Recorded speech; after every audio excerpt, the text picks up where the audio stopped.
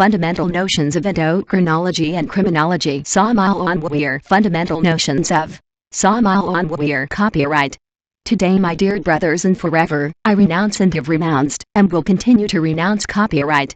The only thing I wish is that these books are sold cheaply, within the reach of the poor, within the reach of all those who suffer and cry. May the unhappiest citizen be able to obtain that book with the few pesos he carries in his bag. That's all. Samael Aun Weor Statement in the Congress of Guadalajara, Mexico. October 29, 1976. First part. Endocrinology. Pineal, pituitary, thyroid, parathyroid, thymus, adrenal, pancreatic, prostate, ovaries, testicles. 10.1. The pineal gland. Chapter 1. The pineal gland. The pineal gland is located in the back of the brain. This small gland is only 5 millimeters in diameter. It is surrounded by a very important sandstone. The pineal gland is a small red-gray tissue. This little gland is closely related to the sexual organs. The pineal gland secretes certain hormones that regulate all the progress, evolution and development of the sexual organs. Official science assures that after these hormones have achieved their goal, which is the full development of the sexual organs, they then degenerate into a fibrous tissue that is no longer capable of secreting hormones. Descartes claimed that this gland was a seat of the soul. The Orientals claim that this gland is an atrocious third eye.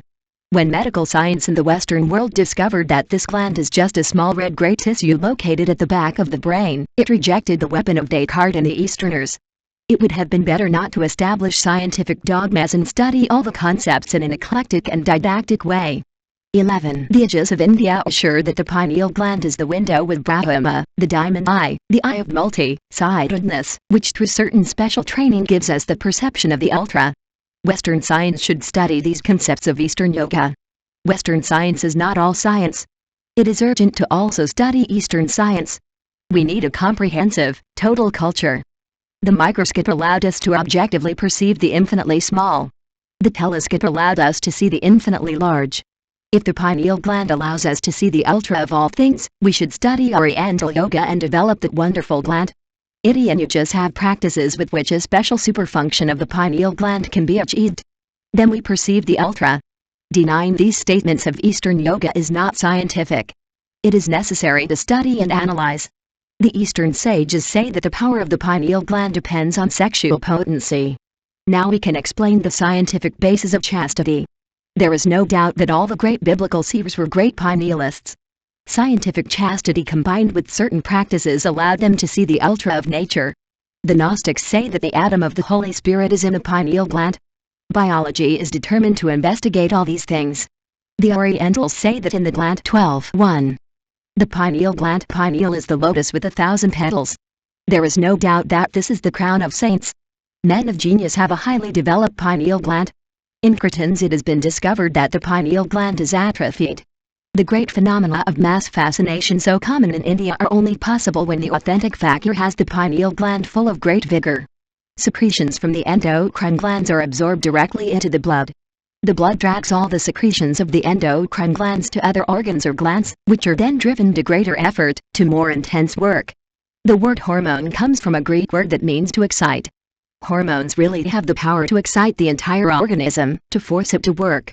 The secretions of the endocrine glands also influence the mind. Now we explain why Hindustanis are dedicated to controlling the mind. Through the mind we can regulate our hormonal functions. Some Hindu sages have remained buried for many months without dying. Biology cannot remain indifferent to this. Biologists need to investigate all those wonders of Asia. Don Emanuel Kant admits an issues formative us for our physical body. The Eastern sages believe that 13 issues formative us in a fluid body that is in contact with the great sympathetic nervous system, and with the liquid nervous system. There is no doubt that this fluid body is the astral body of medieval doctors. Within the astral body is the human mind and all those purely psychic principles. The senses of that astral body seem to emanate like lotus flowers from the very depths of the endocrine glands. That lotus with 1,000 petals mentioned by the Ajnas of India is the sole sense of the astral body. The special development of the pineal gland allows us to perceive the astral body and its emotional senses, which like lotus flowers emanate from the same endocrine glands. Medical science plays with the mechanics of phenomena, but does not know the vital background. The special development of the pineal gland allows us to see the same vital background. 14.2. Episode 2 The pituitary gland. The pituitary gland. The pituitary gland is very small. Biology states that this gland is only the size of a pea and hangs beautifully from the very base of the brain, resting harmoniously on the sphenoid bone. In this gland we find a wonderful trinity. The law of the triangle governs everything created. Certainly the pituitary gland consists of 3 parts, 2 lobes and a middle part. Here is the triangle. Wonderful law of all creation.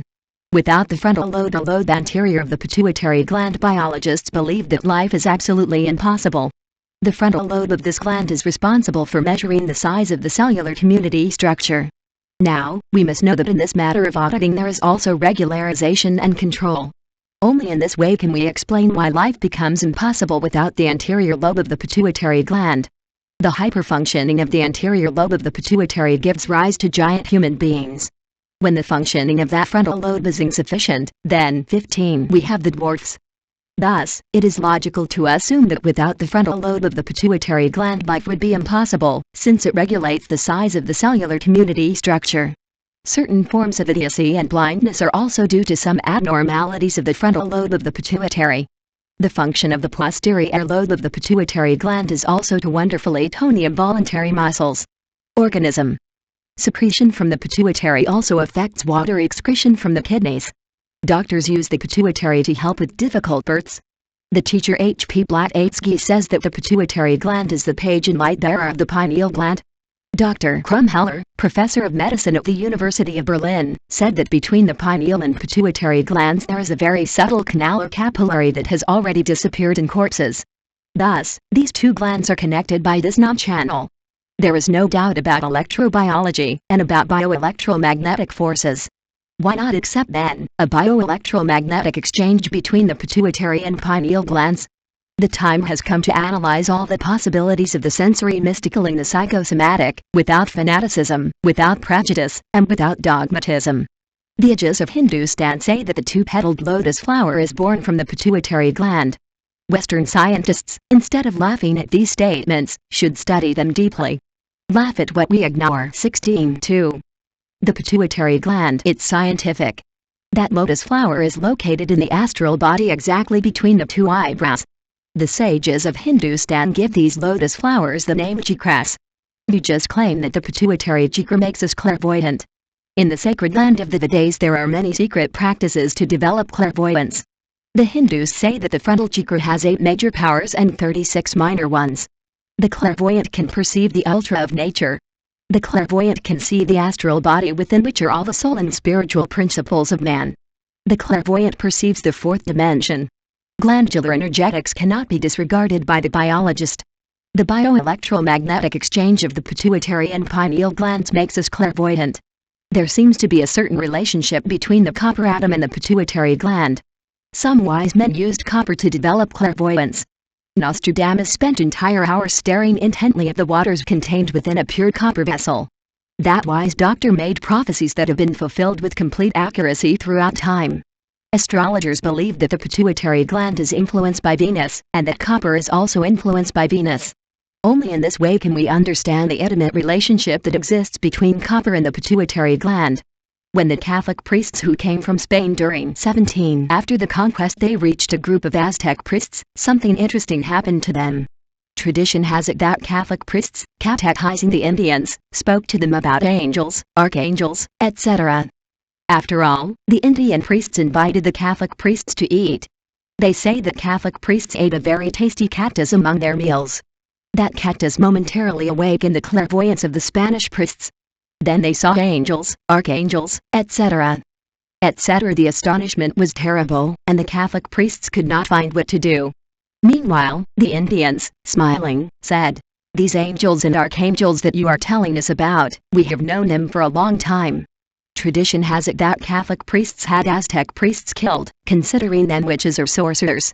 There is no doubt about this cactus that has the power to instantly awaken clairvoyance in those who eat it. That cactus is the peyote. In the state of Mexico, peyote that can be used for clairvoyance is not available. Whoever would like to get it should look for it in Chihuahua or San Luis Potosí. It must be chewed. Only ripe peyote works. When it is dry it is useless. Biology cannot underestimate pivotal, nor dogmatically and intransigently assure that clairvoyant perceptions are hallucinations. If the first scientists who were able to see microbes with a microscope had assured that those microbes did not exist and that what they saw through the lens were hallucinations, then all, 18.2. The pituitary gland. Otherwise at this time of life we would ignore the existence of microbes. We need to be less dogmatic, we need to be more studious, more eclectic, more didactic. The pituitary gland secretes 7 kinds of hormones. The value of the pituitary gland in obstetrics is also incalculable. The distinguished writer Dr. Jorge Odom, distinguished Gnostic writer and grandmaster of major mysteries of the White Watch, said that the atom of the cosmic Christ is found in the pituitary gland, while the atom of the Father is found in the magnetic field at the root of the nose. Biology analyzes and studies the scientific concepts of all wise men. Biology has already emerged from the horrible materialism of the 18th century, and is currently beginning to study all the physical, emotional and spiritual potentialities of the internal secretion glands. 19.3. The thyroid gland. Chapter 3. The thyroid gland. The thyroid gland is a beautiful dark roll color. The thyroid gland has 2 lobes that endocrinologists know very well. The biologist delights in contemplating those 2 beautiful lobes wisely joined by a wonderful isthmus. Here is the perfect triangle. The 2 lobes of the thyroid gland are located exactly on each side of the Adam's apple. The thyroid gland is exposed to 2 fundamental diseases, hyperthyroidism and hypothyroidism. The first is characterized by too much secretion, the second is characterized by too little secretion. Hyperthyroidism can be remedied by surgery. Hypothyroidism cannot in any way be remedied by surgery. It is only possible to cure hypothyroidism by administering thyroxine to the patient, principle of thyroid secretion. Thyroxine is actually a very important iodide compound in medicine. Thyroxine is closely related to all the metabolism of the physical body of man. When the patient suffers from hyperthyroidism, excess thyroxine increases 21 mint intensively the combustion of food.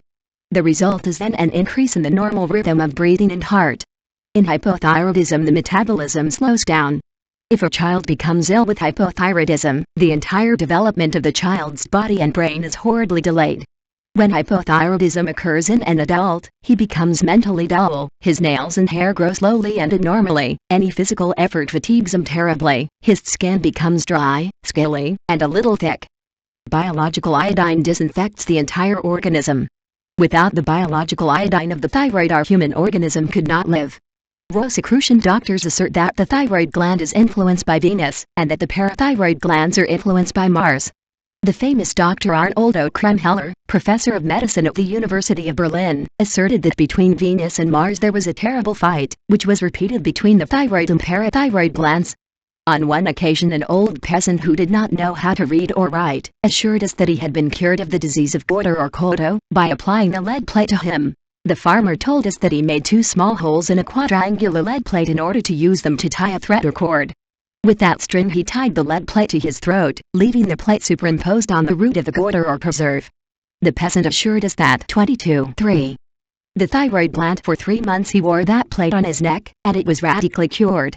He told us that some of his relatives had also supposedly been cured by the lead plate. Metallotherapy is practically still in an embryonic state. There is no doubt about the great possibilities of metallotherapy. We have met some South American farmers who use salt and saliva on an empty stomach as the only remedy against goiter or goiter. They mixed these 2 elements when the moon was waning. Then they applied their remedy and they say that this way they were cured of that ugly disease. Biology is willing to deeply study all these therapeutic systems of the peasants, because we are convinced that many of those formulas of our grandmothers saved the lives of illustrious men on many occasions. The Ajnas of India say that the root of the throat chakra comes out of the thyroid gland. The great physician Sivananda of Hindustan claims that this chakra has 16 lotus petals. Western scientists laugh at what they don't know. It would be better to study what we don't know. Eastern sages admit a superhearing capable of registering ultra waves. They call this superhearing clairaudience. The throat chakra is the center of clairaudience. Hypothyroidism dulls the mind of adults. This is us demonstrating the intimate relationship of the thyroid gland with the mind. If the thyroid and the mind are so interrelated, 23, why not admit the Eastern thesis on the thyroid chakra and conceptual synthesis? The wise men of India say that by developing a throat chakra they achieve conceptual synthesis. Physics accepts the ether. The Hindu texts say that the ether is only the condensation of the tat, akasha.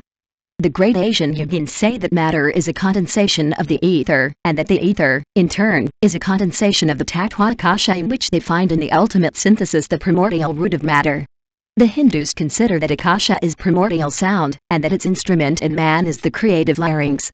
The Dr. Sivananda assures that with the development of the thyroid chakra we control the akasha and we manage to live even during the deep nights of the great pralaya.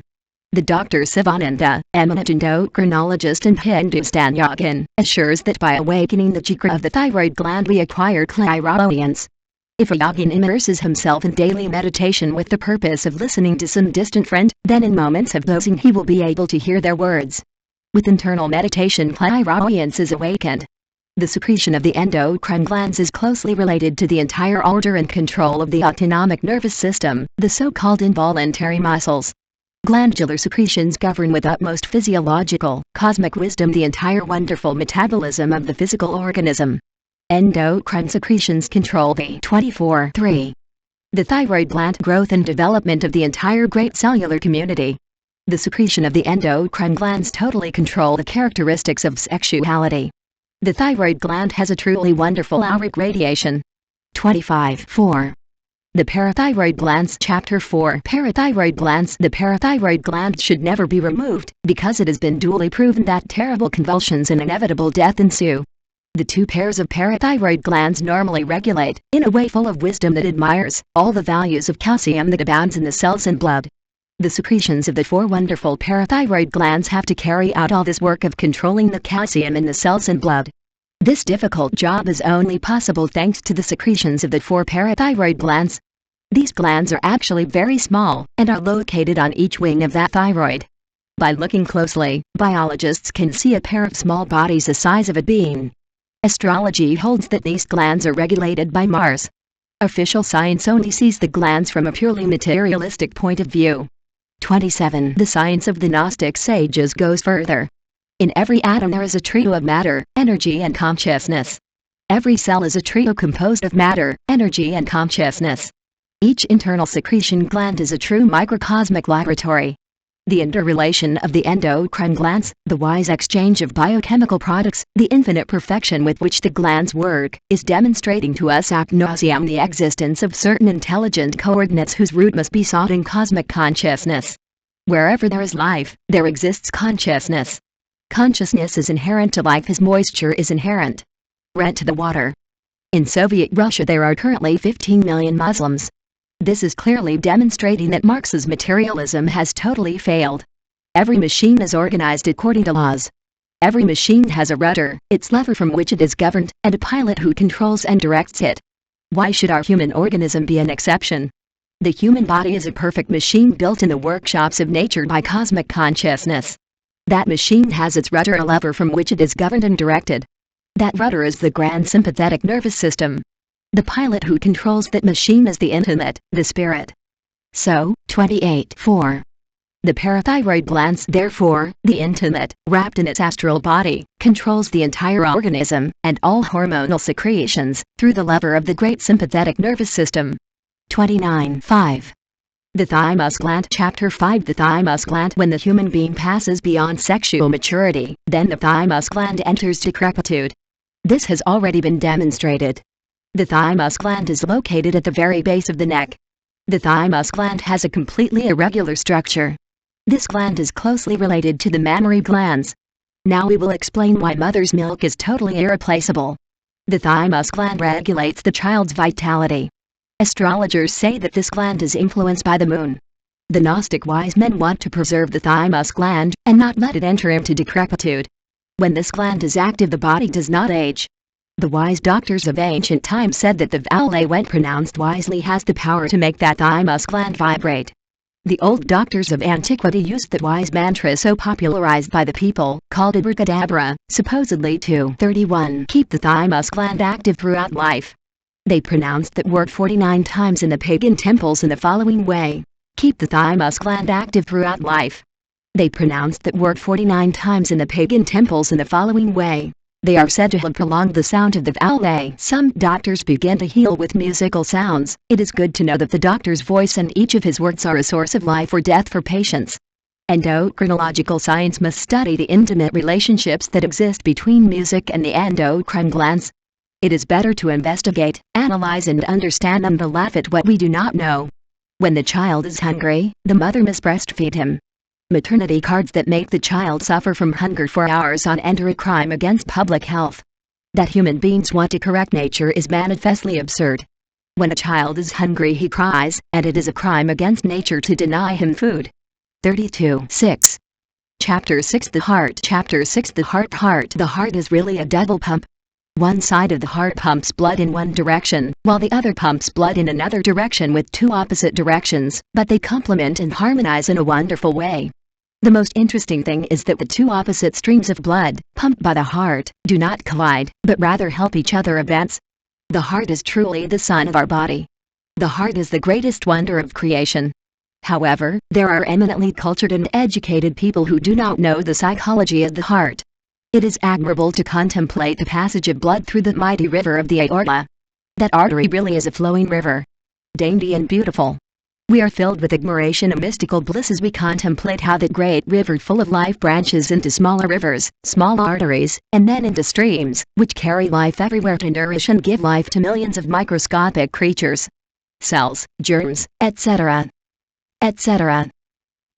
All of these creatures are a trio of matter, energy and consciousness. 33. All those infinitely small beings worship us as their God. The smallest streams of blood are the capillaries. Within the fabric of these capillary networks are the cells of the various tissues and organs. Thus, the cells live off the torrents of blood pumped by the heart. Cells are made up of molecules, and these are made up of atoms. Every atom is a true miniature universe. Every atom is a trio of matter, energy and consciousness. The atomic intelligences are governed by the nous atom that resides in the left ventricle of the heart. The aspirating atoms of the heart obey orders from the nous atom and transmit them to the engineering atoms that direct the activity of each organ. The atomic workers of each organ obey the orders of the engineering atoms and work according to those orders. There are also many indolent atoms that cause diseases. The nous atom of the heart works under the direction of the architect atom, and the latter under the orders of the innermost. The heart is a hollow muscle about the size of your fist. It looks more like a pear. The heart shrinks and dilates, contracts and relaxes incessantly. This is the ebb and flow of the great ocean of life. Every life has its systole and diastole. Everything pulses and repels. In everything there is a rhythm, a pulse, just as in the infinitely small, so also in the infinitely large. As it is below. 3. 4. 6.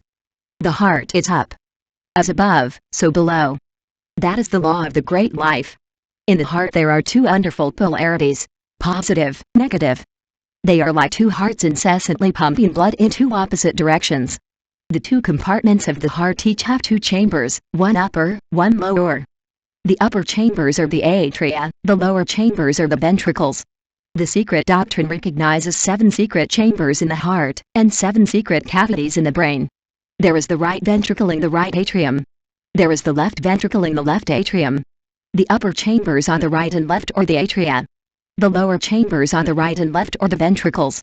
By meditating on the lotus of the heart we control the tattwate, and we are given power over the winds and hurricanes. The Hindus say that the lotus flower of the heart has 12 wonderful petals. The entire intimate secret of the heart's functionalism, its entire vital depth, must be sought in the lotus flower of the 12 petals, whose subtle stem emanates from the heart temple. The vena cava deposits blood, full of organic waste, in the heart. The right atrium receives all that impure torrent and wisely passes it onto the right ventricle below. A few moments later the right ventricle pumps its blood loaded with lymph and waste through its valve to pass it into the lung through the pulmonary artery. 35. Cosmic intelligence has not neglected anything. It is interesting for the wise man to contemplate all this functionalism. It is wonderful to see the large pulmonary artery divide into 2 smaller arteries, one for each lung. Within the lungs the pulmonary arteries branch. They can also become tiny capillaries. Each drop of blood must inevitably pass through the capillaries of the lungs, where it delivers the excess carbon dioxide, and absorbs, in return, the excess oxygen. The rich oxygenated blood intelligently penetrates the small veins and then the larger veins. The two large pulmonary veins deposit their rich, oxygen-laden blood into the left atrium of the heart. The blood has exchanged its excess carbon dioxide for oxygen. Now life has been renewed. From the left atrium the blood passes to the left ventricle, and then, passing through the aorta under the rhythmic impulse of the heart, it is finally poured into all the arteries and blood vessels. In all this work we can see the intimate relationship that exists between they, the principle of air, and the heart. The Agins of Hindustan are therefore not wrong when they associate they with the heart. This is showing us the deep cosmic theological knowledge that the Easterners have about the heart organ. Why don't Westerners want to study Eastern yoga? Why do Westerners want to laugh at what they don't know? I would be 36.6. The heart, better to study Sivananda the great yogi. That would be wiser. The work entitled Kundalini Yoga by the Hindu sage Sivananda is a marvel of Eastern wisdom. Those who want to learn to put their physical body in the gym state, that is, those who want to learn to put their physical body within the fourth dimension, must develop the lotus of the heart. A yogi with his physical body in the gym state can fly through the air, walk on the water, as Jesus Christ did in the Sea of Galilee, or pass through fire without getting burned, as many yogins do today. Idea. A yogi with his physical body in the gym state can cross the rocks from side to side, as Buddhist disciples did. The lotus of the heart is developed with meditation and prayer. Western doctors say that the heart produces 12 sounds, one low and dull, and the other loud and high. Lub, dub. Physiologists assure that the first sound is produced immediately after the contraction of the ventricles, and that the second is due to the closure of the valves that separate the ventricles from the aorta and the pulmonary artery. Hindustani doctors go further, because they have more senses. The Agins of India say that in the heart there are 10 mystical sounds. The first sound is like the voice of the Son of Man. The second sound is the Chinbini. The third is the sound of the great cosmic bell. The fourth is the internal roar of the earth. The fifth is the delicious sound of the lute. The sixth, 37. This is the symbol of the gods. The seventh is that of the enchanted ajna. The eighth is the bass drum.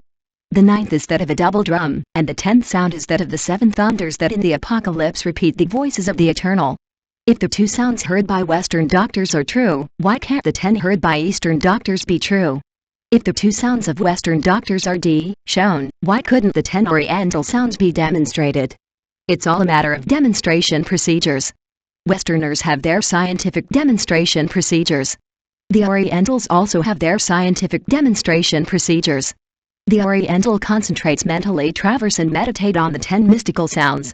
The Oriental mind is absorbed in the 10 mystical sounds, and then, that nishusfamitivus, that astral body of the medieval doctors, within which are all the psychic and spiritual principles of man, the physical body leaves ecstatic among the 10 mystical sounds of the heart zone.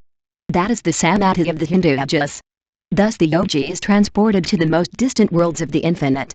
The Western doctor, instead of laughing and criticizing things that he has not studied or experienced, should study yoga. The Hindus say that within the heart chakra there is a hexagonal space of the ineffable color of jet. There the 10 mystical sounds resonate. The Western 38.6. The heart. He laughs at all this. If Western doctors developed clairvoyance they would no longer laugh, because they would see. Doctors know how to photograph heartbeats. The heartbeat is photographed with a device called an electrocardiograph. It is amazing to see how their beats completely synchronize, all 4 chambers as if they were only 2. This is only possible thanks to the bunchevas. This bundle of cellular nerves, also called the atrioventricular bundle, wonderfully and automatically synchronizes the 2 atria in a single beat of weak contraction, and the 2 ventricles in a single beat of strong contraction. If the electrocardiograph is capable of photographing the heartbeat, how much more will those who develop clairvoyance see? A new world opens before the clairvoyant. An infinite world, a world full of incalculable variety. In the heart is the internal Christ of every man who comes into the world. Our real being. 39.7. The pancreatic gland. Chapter 7. The pancreatic gland. The pancreas turns out to be partially a gland without a duct. All the digestive juices of the human body are emptied into the duodenum through the famous duct. Wiersung. The great wise German physician Dr. Arnold Krumheller, professor of medicine at the University of Berlin, said in his zodiacal course that the constellation of Virgo influences the belly, and especially the islets of Langerhans. Insulin is very important because it governs all carbohydrate metabolism. Insulin is secreted there by those islets of the pancreas. When the islets of the pancreas do not work properly, then diabetes occurs. The main job of the pancreas is the transformation of sugars. When the islets they do not secrete insulin correctly, and the sugars pass directly into the blood, that is diabetes. With insulin treatments, medical science manages to control diabetes. However, this treatment does not cure diabetes. We have met many patients today. 41 diabetics who managed to cure themselves of diabetes with the famous anti-diabetic tea. The formula of that tea is as follows. Avocado tree leaves, 30 grams. Eucalyptus leaves, 30 grams. Walnut leaves, 30 grams. Cook the whole thing in a liter of water. Dosage: 3 glasses daily, 1 before each meal. Take it for 6 months straight. Insulin treatment is not opposed with this harmless tea. The secretion from the islands of Langerhans passes directly into the blood. The Hindus say that above the navel is the lotus with 10 petals. This chakra, located in the navel region, controls the liver, stomach, pancreas, etc. Yogins say that the color of this chakra is like that of clouds loaded with lightning, sparks and living fire. The ajnas of Hindustan who have managed to develop this navel chakra can remain in the fire without getting burned. The Hindu sages say that in this navel chakra the tattva tejas, fiery ether, sparkles. Western biologists say it is impossible. Western scholars should travel to Hindustan to investigate this. Many Western skeptics who traveled to India came amazed to see those ajnas remain in the fire without getting burned. 42.7. The pancreatic gland. The ajnas of Hindustan developed this navel chakra with concentration and meditation. Entire hours are concentrated on the navel. When Western hypnotists travel through all those lands of Hindustan, Pakistan, Great Tartary, Mongolia, China, Tibet, and see all those Eastern ascetics mentally concentrating on the navel, they assume that it is to hypnotize themselves. The reality is different. The reality is that all these mystics concentrate and meditate for hours on the chakra in the navel region to develop it. 43.8. The liver. Chapter 8. The liver. The liver is the largest gland in the body. The liver is located on the right side exactly below the diaphragm. The liver has a reddish-brown color. The liver weighs about 4 pounds, is about 9 inches long, 7 inches wide, and 4 inches across its thickest part. The liver is called by doctors the organ of 5. The Kabbalists know that 5 is the number of Shara, the rigor of the law. Some mystics say that we have Christ crucified in our liver. There is no doubt that the liver is the seat of appetites and desires. From this point of view we can certainly say that we have Christ crucified in the liver. The liver has 5 admirable lobes, 5 groups of wise harmonic conduits, 5 wonderful blood vessels, and 5 basic functions. This number 5 of the liver reminds us of the law, the nemesis that weighs on all those actions that are the offspring of desire, and of all evil. In the bronze liver found in the ruins of Placenza 4.5, the 12 zodiacal signs were found engraved. These invite us to think about the 5 of the liver. It is said that ancient astrologers made predictions by consulting the liver. They looked into the liver and predicted. The entire zodiac of the microcosm man has its own laws, and its signs written in the liver. The lobe of the liver provides the unity of the entire structure of the liver. The lobe of the liver gives the unit of liver functions. When the biologist studies this liver gland, he can see that the marvelous lobe of the liver is something like a miniature liver. This is admirable. He who completely knows the entire lobe of the liver, knows practically the entire liver. The lobe of the liver is a mass of cells admirably united by a wonderful connective tissue. Each lobe has 5 or 6 beautiful, perfect sides. Each lobe has its own set of tiny, beautiful vessels, its own secreting cells, and its own ducts. A group of small hepatic lobules form an entire lobe of the liver. 5 lobes of the liver come to constitute the liver itself. That is the law of 5. Liver cells secrete bile, which is essential for the digestion of fats. The liver produces glucose, so necessary for tissues. This work of transforming sugar into glucose is an admirable work of alchemy. There is a certain internal secretion of the liver that skillizes the alchemical transmutation of glucose into glycogen and glycogen into sugar. 46.8. The liver is controlling the body's calories. The liver produces a substance called antithrombin in its alchemical laboratory. Antithrombin is an essential substance for blood clot formation. All these 5 functions of the liver are fundamental for the life of the organism. The liver is in charge of cremating all old and spent cells in its alchemical laboratory, forming waste that is easily eliminated. The hepatic artery provides the liver with all the blood it needs. The connective tissue that surrounds the liver reaches into the organ itself, and separates it into its 5 perfect divisions. Each lobule of the liver is like an island surrounded by a multitude of blood vessels. The portal vein carries venous blood to the liver. This vein within the liver branches into a multitude of vessels. Each lobule of the liver has its own vein. Each cell in the lobules of the liver is embedded in a network of tiny blood vessels. There are also intralobar veins. Every cell of the lobule of the liver receives venous blood from the stomach, spleen, pancreas and intestines through the famous portal vein, which like a river of purest life carries food to the liver. Isolated islands of liver cells receive their blood nourishment from intralobar veins. Nothing remains lifeless in the liver. Everything receives life. Each cell of the liver receives food and life. Each cell of the liver is a true alchemical laboratory in charge of 47. It is meant to wisely transmute food into invaluable substances for all the cells of the organism. All the transformed blood leaves through the intralobar veins and passes into a vessel called the central vein. The central veins all drain into the great caudal river known as the vena cava. The liver cells that live in the liver like conscious and intelligent little workers have to transform many substances into bile to aid digestion. Bile remains in the gallbladder until it is needed.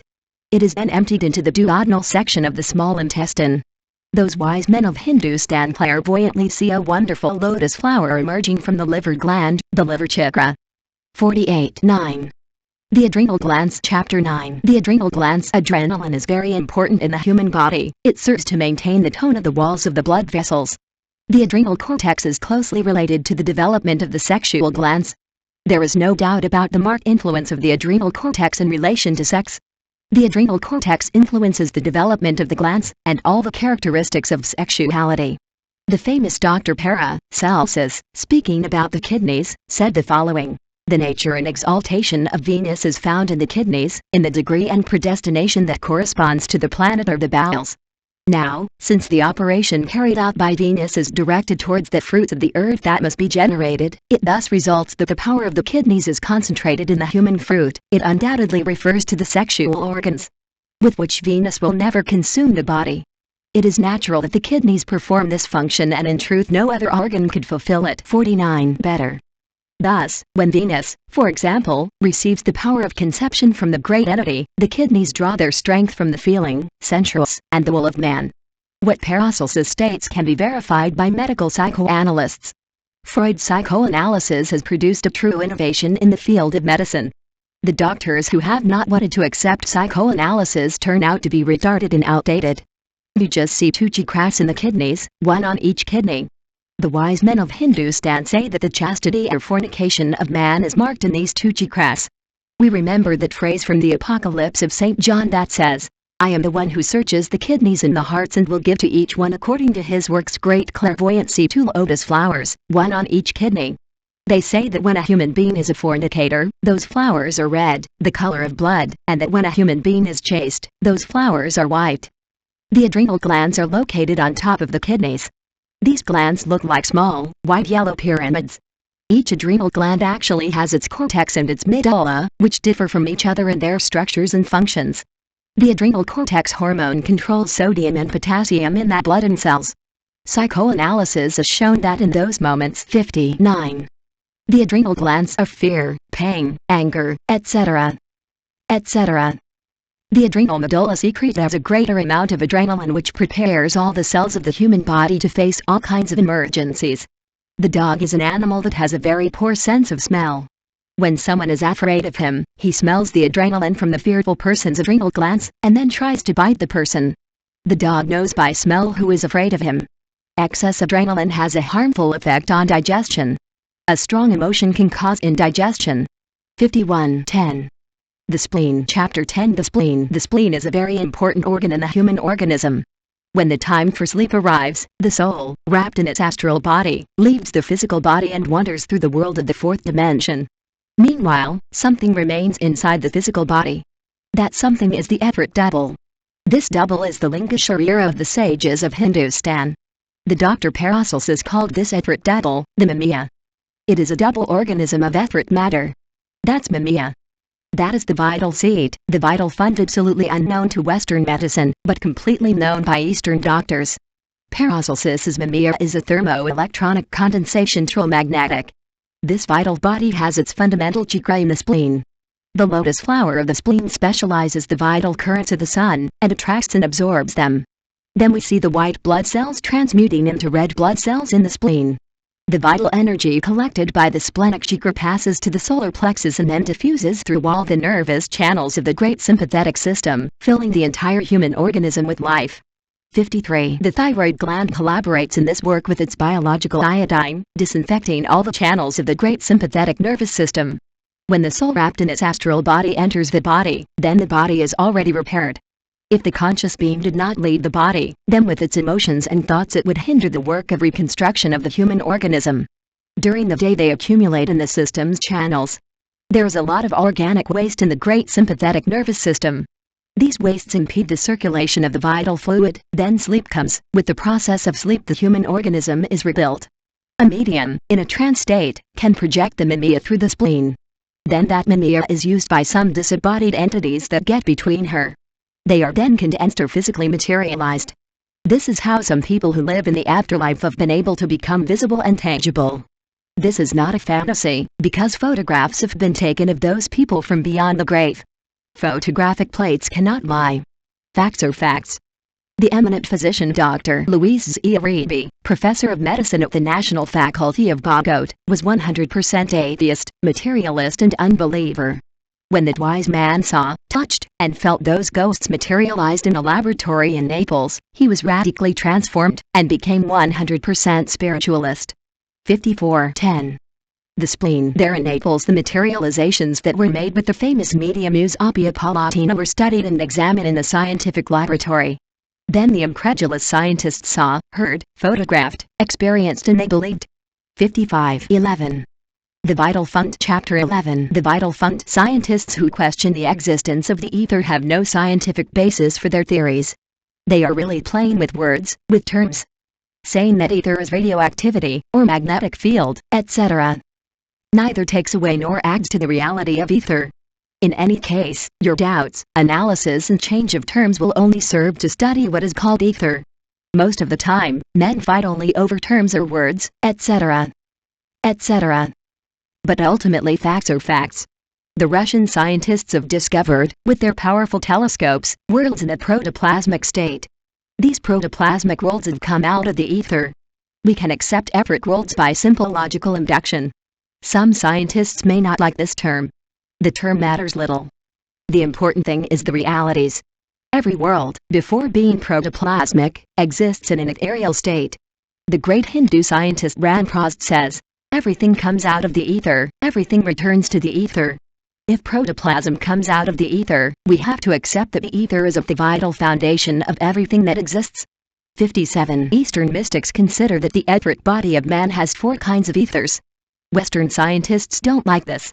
However, when scientists Westerners study the ether, no matter what name they give it, then they will have to accept by simple analysis and own experience the 4 Eastern ethers. Thus the etheric body of man has 4 ethers. Chemical ether, ether of life, luminous ether, rector ether. Each of these 4 ethers has its functions in intimate relationship with the entire organic economy. Chemical ether is related to all organic assimilation and elimination processes. The ether of life is related to the processes of race reproduction. The luminous ether is related to all sensory perception processes. The guiding ether is closely related to the faculties of memory, imagination, will, etc. etc. The vital body controls the entire motor vessel nervous system. It is the seat of life. Each etheric atom penetrates into each physical atom and makes it vibrate. If we definitively remove the vital body from a person, that person inevitably dies. It is the height of absurdity to suppose, even for a moment, that a chemical, physical organism can live without the vital body. The same Russian materialist atheists, after having deeply studied matter, began to become very cautious in giving concepts about the vital background of living matter. The Man of Science, Exploring the Human Organism, 58:11. The Vital Fund. It is approaching the etheric body. It will inevitably arrive there, and soon it will be able to condense it with some ectoplasm to study it in the laboratory. All the functions of our organism, all the activities of calories, reproduction, combustion, metabolism, etc., etc., have their basis in the vital fund. When the vital body is weakened, disease of the physical body comes.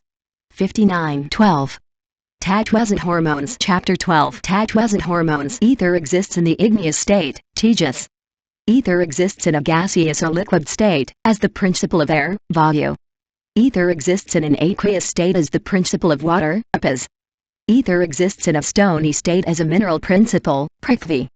These are the tatwas of the Hindus. When these if they crystallize or condense, we then have the physical elements, fire, air, water and earth. Our etheric body is made up of tatwas. The tatwas and the chakras are closely related. The tatwas enter the chakras and then pass into the internal secretion glands. Inside the glands, the tatwas intensify the work of those tiny endocrine laboratories, transforming them into hormones. The tatwas enter the organism, but do not leave it again. The tatwas also transform into genes and chromosomes that later transform into spermatozoa. Everything comes out of the ether, everything returns to the ether. 61. Ether is the condensation of a substance called akaz heptars. This substance is the first radiation of the root mula prakriti or insipid and undifferentiated primordial matter, known among alchemists as the ensemenes, the entity of semen. Akasha is the igneous radiation of primordial matter. Akasha is contained in semen. Alchemists say that water is the habitat of fire. Akasha is the kundalini of the Hindus. The primordial matter is represented by the waters of all religious genesis. The protoplasm of every nebula has first been ethereal. If we go further, we have to accept that behind every effect there is a cause. The ether itself must have a cause. We have learned from the ajas of Hindustan that behind the ether is the Akasha. Eastern sages say that Akasha is a sea of fire. Said superastral fire is contained in the ensemenes, the mula prakriti of the wise men of India.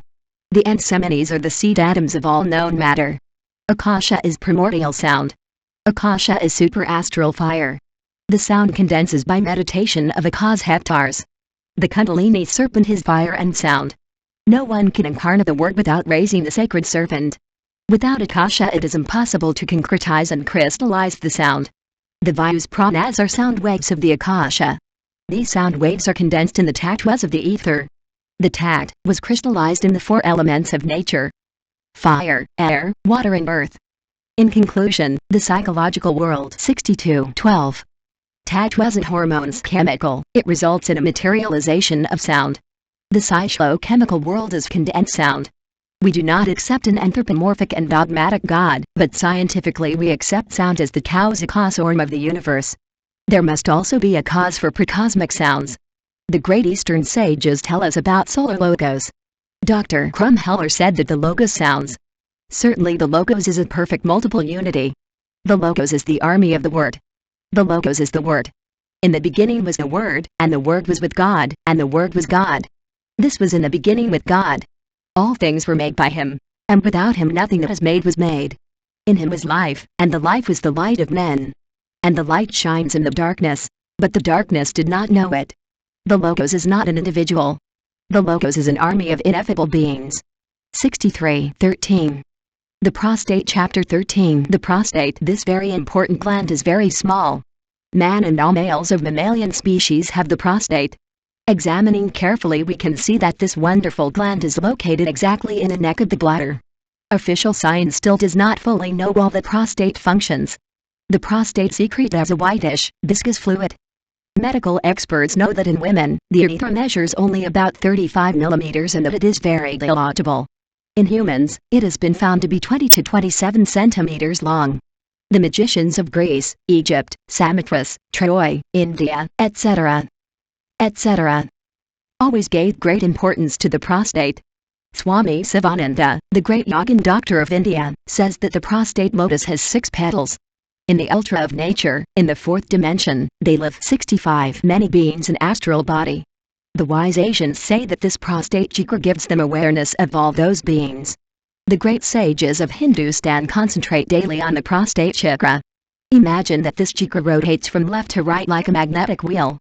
Vocalize the letter N with your lips closed, in such a way that it is as if we were imitating the moo of the bull, but without that slowness of the voice. This is an undulating and prolonged sound. This practice awakens the prostate chakra if practiced daily, and for many years. When the prostate chakra becomes active, it gives us the power to leave the physical body and the astral body. Then we can move in that astral body independently of physical matter. In the astral body, the human being can transport himself to other planets. In the astral body, man can investigate for himself the great mysteries of life and death. The prostate chakra gives us the power to unfold the personality. The piatal is a Mexican cactus that manages to produce the splitting of the human personality. With piatal, every human being can consciously emerge in an astral body. This cactus has no thorns, has pink or pinkish white flowers, and pale pink fruits. The ancient Mexican Aztecs worship piatal as a sacred plant. The epidermis of this cactus is very smooth and has 5 to 12 sides that are separated from each other by beautiful lines of hairs full of beauty. The technical name of piatal is Angelanium Williamsol. He 6613. The prostate piatal, which serves to unfold the human personality, is not found in the Mexican capital, nor in the entire state of Mexico.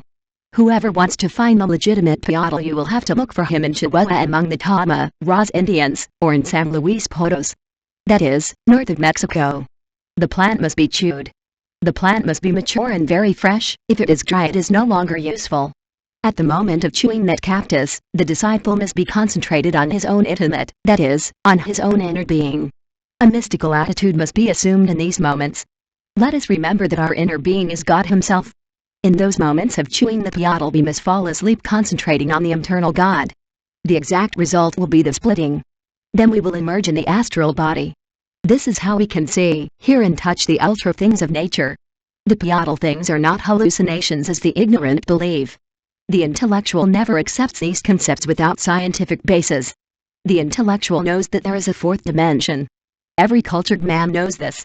Science has shown that the perception of our 5 senses is very limited. Below red is the entire infrared range, above violet is the entire ultraviolet range. This is not ignored by science. The loss of elasticity of the lens prevents the image from being formed on the retina. This is what is called back focusing. No one really perceives the object itself, but only the image of the object. Presbyopia prevents us from seeing the image 67 of a close object. Myopia prevents us from seeing the image of a distant object. There is also color blindness. The affection of the retina causes color blindness, the confusion of colors. In short, the human eye only perceives sensible images. That's all. There are also supersensible images in the ultra, and senses conditioned to receive these images. With piatal, those senses come into activity and we perceive the image as of the ultra. If these ultra images were hallucinations as ignorant men say, then the sensitive images that are formed on the retina would also be hallucinations. We need to get out of the materialism of the 18th century. We need to be more analytical, less dogmatic, more didactic. Matter is condensed energy. Energy condenses into different states. There are masses whose degree of energetic vibration is so rapid that it actually escapes the perception of our 5 senses. There are masses whose degree of vibration is so slow that they are below the limits of our sensory perception. Above and below the limits of external sensory perception, there are physical masses that human beings cannot perceive normally. Only with the powers of our astral body can we perceive other dimensions of the universe and life.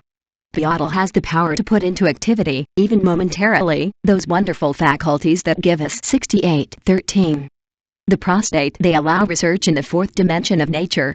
Many say they don't believe. Here it is not about believing, or not believing, in these things of science. What is needed is logical analysis, scientific research free of fanaticism and prejudices. The experimentation. We must deeply explore all the hidden secrets of the human being. We should not lock ourselves within intransigent scientific dogmatisms. We need to be more liberal in the analysis. Materialism has already failed in Soviet Russia itself, as is proven by the fact that there are 15 million Mohammedans in the middle of Russia. The perceptions of the ultra are as natural as the perceptions of the 5 ordinary senses. These are not hallucinatory delusions as the ignorant believe. These are not convulsive and pathological suggestions, nor ignorant fanatics being suggested. We need more study and less pride. Ultra perceptions exist and must be studied. The wild Indians, who in the Republic of Haiti practice voodoo, can be criticized for their black magic practices, and for their lack of intellectual culture, but we really do not have scientific basis of any kind to judge their perceptions with all logical precision. Hypersensitive. We do not deny that in many psychics there are psychic paroxysms accompanied by convulsions. Pityactism in all its manifestations, etc. etc. The Pythiotonic crises, the so-called crise de l'eau of the Haitians, the 69 ecstatic convulsive crisis during which there are supersensible perceptions, which are fundamentally absolutely unknown to the clinic and to psychiatry itself. If we put aside our intellectual pride, we come to the conclusion that we can analyze sensitive phenomena, objective physical states of the human organism, but official science does not yet have the scientific authority to fully judge the perceptions of the ultra. Certainly fanaticism is the worst enemy of reason and logic. The man from the university also falls into fanaticism. When we laugh at psychics, and at ecstatic convulsive crises, when we believe that all the visions seen during these crises are hallucinations, madness, etc., etc. We university men fall, for pure pride, in the state of ignorant fanatics, suggested by the theories we read, and by the intellectual principles with which we model our intellect. If we believe other ignorant people, they can also call us, who believe we are educated, ignorant. We are not the masters of knowledge. Convulsive and pathological suggestion can turn the intellectual into an intolerable fanatic. The blacks of Haiti during Voodoo clairvoyantly perceived tremendous realities of the ultra of nature. To discuss something it is necessary to know it. The opinion 70:13. The prostate of a critic has no value if there is not complete knowledge of the cause. The university man has not practiced voodoo, he does not know it. Therefore he does not have complete knowledge of the cause. The university man sees the subjects in their pythonicic crises, but knows nothing about what those subjects see in their trances, because the university man has not gone through those famous pythonicic crises. The only thing you can do in this case is launch unfounded opinions because you do not have complete knowledge of the facts. The prostate chakra gives every human being the power to consciously and positively emerge in the astral body. The important thing is to develop that chakra.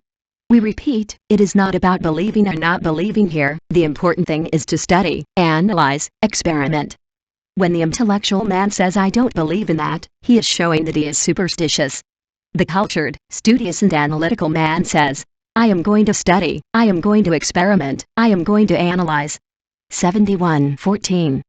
Testicles and ovaries. Chapter 14. The testicles and ovaries. The internal secretions of the testicles and ovaries are decisive for the life of the human being on earth.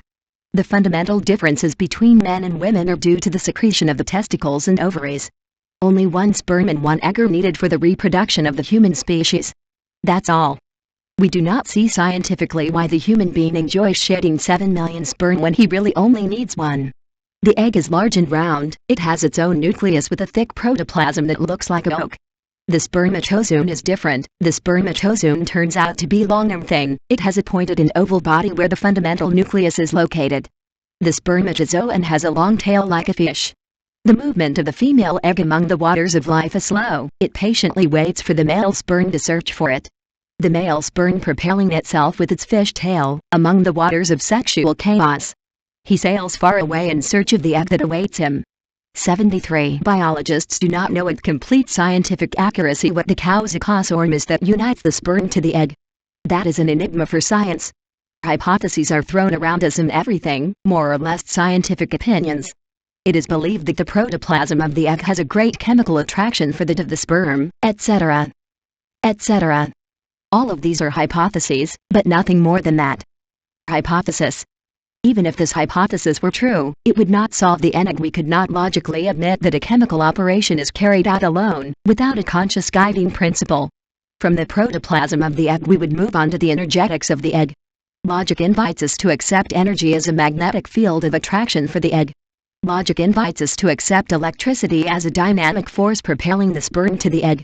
Ultimately the atom is an exponent of energies. The electromagnetic forces of all protoplasm are a tremendous reality. Everything radiates. We admit the mechanics of phenomena, but we need an alluminal explanation of the laws that regulate said mechanics. Actually, cosmic consciousness turns out to be the primary intelligence that establishes the union of the sperm with the egg. We could not accept an intelligent phenomenon without an intelligent cause. Facts are facts and we have to surrender to the facts. The Gnostics speak of the third logos. Science must know that the third logos is precisely the primary intelligence. The third logos is not an individual. The third logos of the Gnostics is the primary intelligence of nature. 74:14. Testicles and ovaries. The creative energy of the third logos is the primary intelligence of nature that unites the sperm to the ovum. The creative energy of the third logos is bipolarized into positive and negative. The spermatozoon is the exponent of the positive forces of the third logos. The ovum is the exponent of the negative forces of the third logos. Both poles of energy come together to create. Boyle's law. When the sperm enters the egg, it undergoes the decapitation of John the Baptist. The similarity of animals in the embryonic stage, including man, is exhibited by Darwinian materialists to prove that higher and more complex beings have arisen by evolution and transformation of the species of lower and simpler beings. We Gnostics consider that the similarities of animals, including man in the embryonic stage, demonstrated nauseam two things: the unity of life and an original seed. In chaos, the seed of all that exists sleeps as original seed within the seminal atoms of the great universal life. The creative energy of the third logos makes the waters of life, the universal semen, fertile and of germs of all existence sprout. Each species has a universal prototype in the original chaos.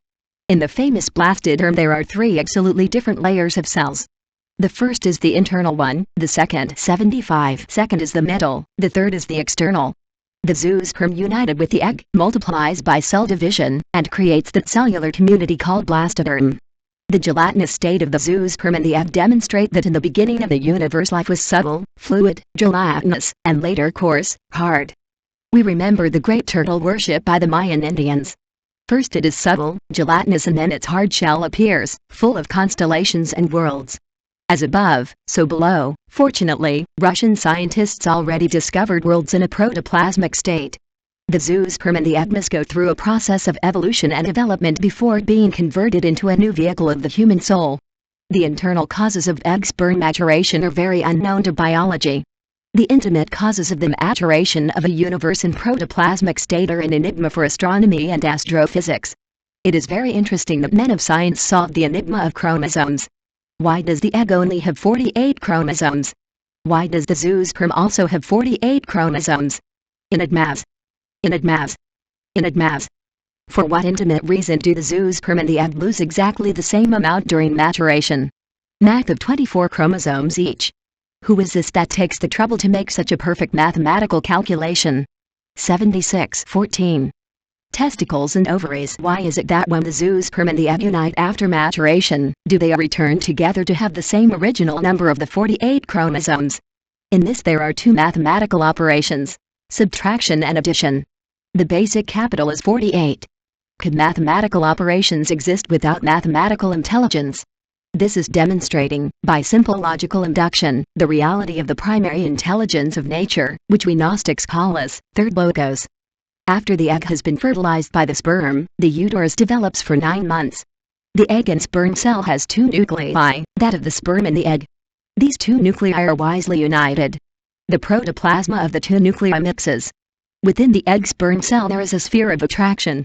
The great sphere of attraction also becomes bipolarized, obeying primary intelligence. Each of the two polarities of that sphere of attraction pulls the nucleus and stretches it, turning it from a ball into a spindle. In the center of the nuclear spindle the chromosomes and genes are scrambled. The genes are within the same chromosomes. Genes give us inheritance from father and mother. However, not everything that human beings receive is hereditary. Terrible murderers have been born from virtuous families. Great geniuses have been born from mediocre families. If a clairvoyant examines the spermatozoon, which is already mature and is heading towards the egg, he can see a very important atom in the upper vertex of the spermatozoon. The atom 77 seed. That atom is a trio of matter, energy and consciousness. From that atom comes a very non-thread that is linked to a certain sum of energy values of nature. These values are the being, the soul.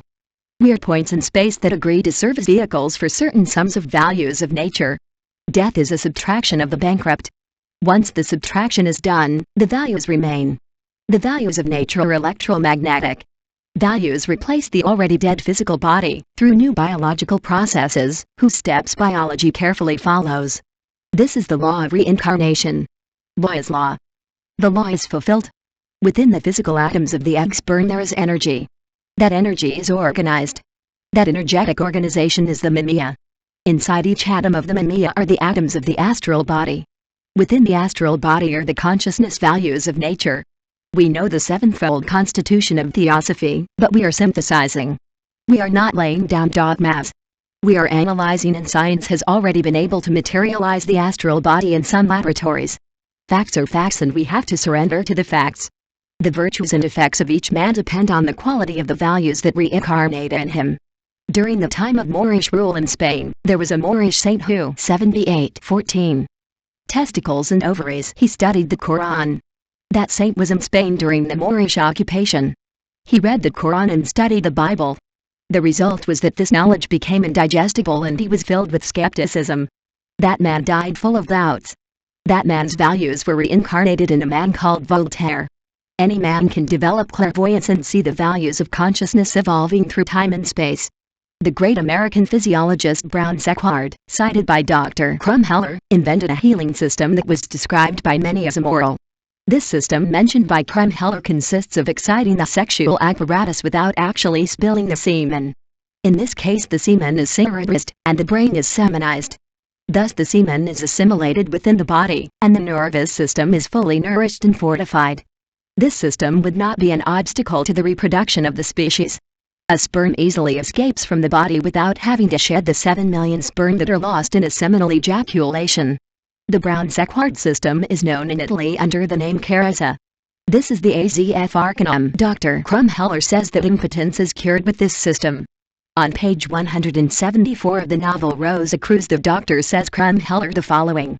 The Rosicrucian studies 79. They teach that semen is the liquid astral of man. It is life, it contains power, but a power so immense that by knowing how to handle it, everything can be achieved. That is why it is so important to know the Rosicrucian secrets, because you have a powerful weapon against the adversities of destiny. On page 172 of the novel Rosy Cross, Dr. Heller says the following. The Rosy Cross magician feels the same nervous excitement when operating as another being full of desire. If men knew what they could do in this moment of nervousness, they would surely do everything except follow the woman. The wise Aztecs of ancient Mexico knew very well what to do in that moment of nervousness. In the cobbled courtyards of the Aztec temples, men and women remained naked, loving and uniting sexually for months on end. These couples knew to withdraw before the spasm to avoid the ejaculation of semen. These couples did not allow the wonderful semen to escape from their bodies. This is the famous Italian Carezza, the system of the great American psychologist Brown Sequard. With this system, the awakening of Kundalini is achieved. Certainly doctors will not be able to find that Kundalini with a scalpel, but if they practice with the Rosicrucian Gnostic exercises, then they will become clairvoyant. Every clairvoyant doctor can see Kundalini. Kundalini is the serpent Quetzalcoatl of the Aztecs, the fire of the Holy Spirit, the igneous serpent of our magical powers. 80:14. Testicles and ovaries. Clairvoyant, you just see a lotus flower with 4 wonderful petals located exactly between the sexual organs and the anus. That is the Church of Ephesus from the Muladhara chakra. Within that chakra is Kundalini. It has the shape of the sacred snake. It is a solar, spiritual fire, which can only be seen with clairvoyance. It cannot be found with the scalpel, because it is not material. Kundalini is concentrated akasha. Akasha is the cause of ether and the agent of sound. Only those who manage to raise the akashic serpent, through the canales centrales of the spinal cord, can embody the word. Kundalini develops, evolves and progresses within the aura of the solar logos. The chakra of the sexual organs is the seat of the tattva prithvi, the stone ether. Whoever wields the tattva prithvi can control earthquakes. In the spinal cord there are 7 magnetic centers. These 7 centers of the spinal cord are connected to the 7 important plexuses of the grand sympathetic nervous system. In these 7 centers are all the tattvic powers. The Amigurus Akasha opens those 7 tattvic centers of the spinal cord. Then we become masters in the tattvas.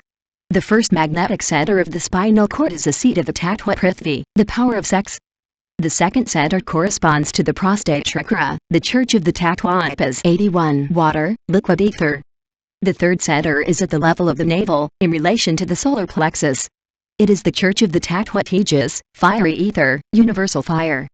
The fourth center of the spinal cord corresponds to the heart chakra. That is the sacred seat of the tattvavu, gaseous ether. These are the 4 lower tattvic centers of the human temple. The temple tower is the neck and head. In the tower there are 3 higher tattvic centers. The 5th center is that of the larynx. That is the church of the word. Without akasha there would be no sound. The Kundalini becomes creative with the word. The 6th magnetic center is related to the frontal chakra. That is the center of clairvoyance. The kundalini opens that center, and the human being becomes clairvoyant, then he can see the ultra. The seventh tattvic center is the chakra of the 1,000 petals located in the pineal gland. When the kundalini opens this chakra, we receive multi-vision, omniscience, etc. etc. With the brown sequard system we receive all these powers, on the condition of never ejaculating semen in our lives. The brown sequard system is the AZF arcane of the wise American Kabbalist Manly P. Hall, quoted by Dr. Francisco Way. Propato says in his book on occult anatomy the following: those who are incapable of raising the fire of the spinal cord through the sushumna channel will be thrown into a lateral kingdom, similar to that of today's apes, chandos, monkeys, etc. The sushumna canal runs along and within the medullary canal. The AZF arcana should only be practiced between husband and wife in legitimately constituted homes. Those who 82:14 testicles and ovaries practice the arcane AZF with other women, they commit the serious crime of adultery. No adulterer will ever achieve the awakening of kundalini and the tattvic powers. This also applies to women. No adulterous woman will ever achieve the awakening of the kundalini and the tattvic powers. The Gnostic initiate who commits adultery loses his powers. God is the intimate. God is the inner being of every man who comes into the world.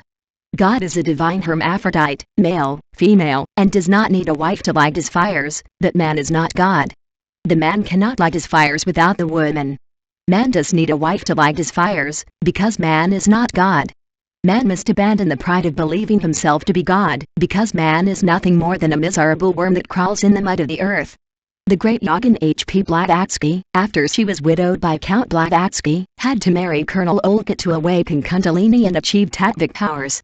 In the Sacred Order of Tibet the disciple is taught the arcane AZF. In the mysteries of Egypt, the arcana AZF was taught to all initiates, and those who divulged the great arcanum were sentenced to death. They were taken to a courtyard, and there against a wall, their heads were cut off, he ripped out their hearts, and their ashes were thrown to the four winds.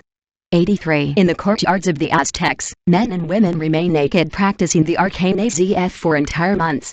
Anyone who unfortunately managed to ejaculate the entity of the semen was sentenced to death for having desecrated the temple, and they would then behead him. The initiates of the mystery schools of all times after they achieved initiation with the great arcanum. Never, ever, in any mystery school was anyone known who had achieved initiation without the AZF arcanum. This is the great arcanum. On one occasion, after giving a lecture, a disciple who was single asked us if it was possible to practice with a woman from the astral world. We had to answer him that only with a woman of flesh and blood can the awakening of kundalini be achieved. Another single brother wanted to practice with imaginary women. That is very serious. When the mind creates a mentality, that agi receives consciousness, and becomes a tempting demon of the mental plane that discharges as sexually during sleep with nocturnal pollutions. It is very difficult for a student to disintegrate those mental ages. Usually the student is a victim of his own invention. The best thing is to get the wife who really cooperates in the great work. Those who do not have a wife must sublimate their creative energies with outdoor sports, or with long walks. Going on excursions, swim in, listening 84:14. Testicles and ovaries enjoyed good music, admired great works of art, sculpture, painting, classical music, etc. In this way, singles will sublimate their sexual energies until they take them to the heart. There in that center of life those creative forces mix with the luminous waves of the inner Christ and take them to the ineffable regions of the great light. With the aesthetic sense, and with charity and love we manage to sublimate sexual energies. However, and in the name of truth, we have to state that if you want initiation, and you long for the awakening of kundalini and the tattvic powers, you need to get the woman because the initiate without the woman is like a garden without water. Many mystical students believe that they are chaste because they do not have a wife. However, to make matters worse they have nighttime pollution. In this way they miserably lose the Christonic semen, in which is found the genesis of the great life. The sacred fire of the solar logos, the Christ, is latent in every vegetable, animal or human seed. That is why it has the power to reproduce. Man must take care of the semen, the seed is drinkable gold. With the arcanum AZF we heroically extract the sacred fire of kundalini from the seed. Nocturnal pollution is radically cured with arcana AZF. Only with the AZF arcanum do nocturnal pollution disappear forever. 85. We are children of a man and a woman. We are not a theory. The word, the Son of Man, is the Son of Man and Woman, Son of Immaculate Conceptions. We need to raise up the Son of Man within ourselves, we need the woman. 86. Second part. Criminology. 7 Sahasra 6 and 5 Vishuddha 4 Anahata 3 Manipura 2 8 has Thana 1 Muladari 7 Sahasra 6 and 5 Vishuddha 4 Anahata 3 Manipura 2 8 has Thana 1 Muladhara 7 Chakras 15. Various kinds of clairvoyant perceptions. Chapter 15. Various kinds of clairvoyant perceptions. There are 5 fundamental types of clairvoyant perceptions. First, conscious clairvoyance. Second, unconscious clairvoyance. Third, subconscious clairvoyance. Fourth, subconscious clairvoyance. Fifth, superconscious clairvoyance. These 5 kinds of clairvoyant perceptions produce various forms of mental reaction. There are different biological forms in forensic psychiatry. Each personality reacts to clairvoyant perceptions according to the special individual personological and psychopathological diagnosis. There is the normal paranoid, the sick paranoid, the schizophrenic with violent, instantaneous and terrible reactions. There is also the neurasthenoid with a sickly double personality, the oligophrenic, vulgar murderer, the epileptoid, the schizoid of the hypersensitive or hyperesthetic variety with an epileptoid genotypic basis, etc. etc. 89. In the course of a situational reaction, each clairvoyant speaks and acts conditioned by the kind of personality and psychopathology that characterize him as a human being. For the development of clairvoyance it is necessary to possess intellectual culture. For the development of the occult powers, chakras, discs, magnetic wheels of the astral body, intellectual discipline is needed. A clairvoyant without culture and without intellectual discipline of any kind degenerates into a vulgar criminal. A clairvoyant without intellectual culture can fall into the following crimes: slander in private or public insults, defamation of honor, insults and threats, uxoricide, homicide, suicide, patricide, matricide, fratricide, incest, theft, kidnapping, robbery, sexual seduction, force and violence, infanticide, etc. etc. and many other cases of delinquency studied by psychiatry and psychology.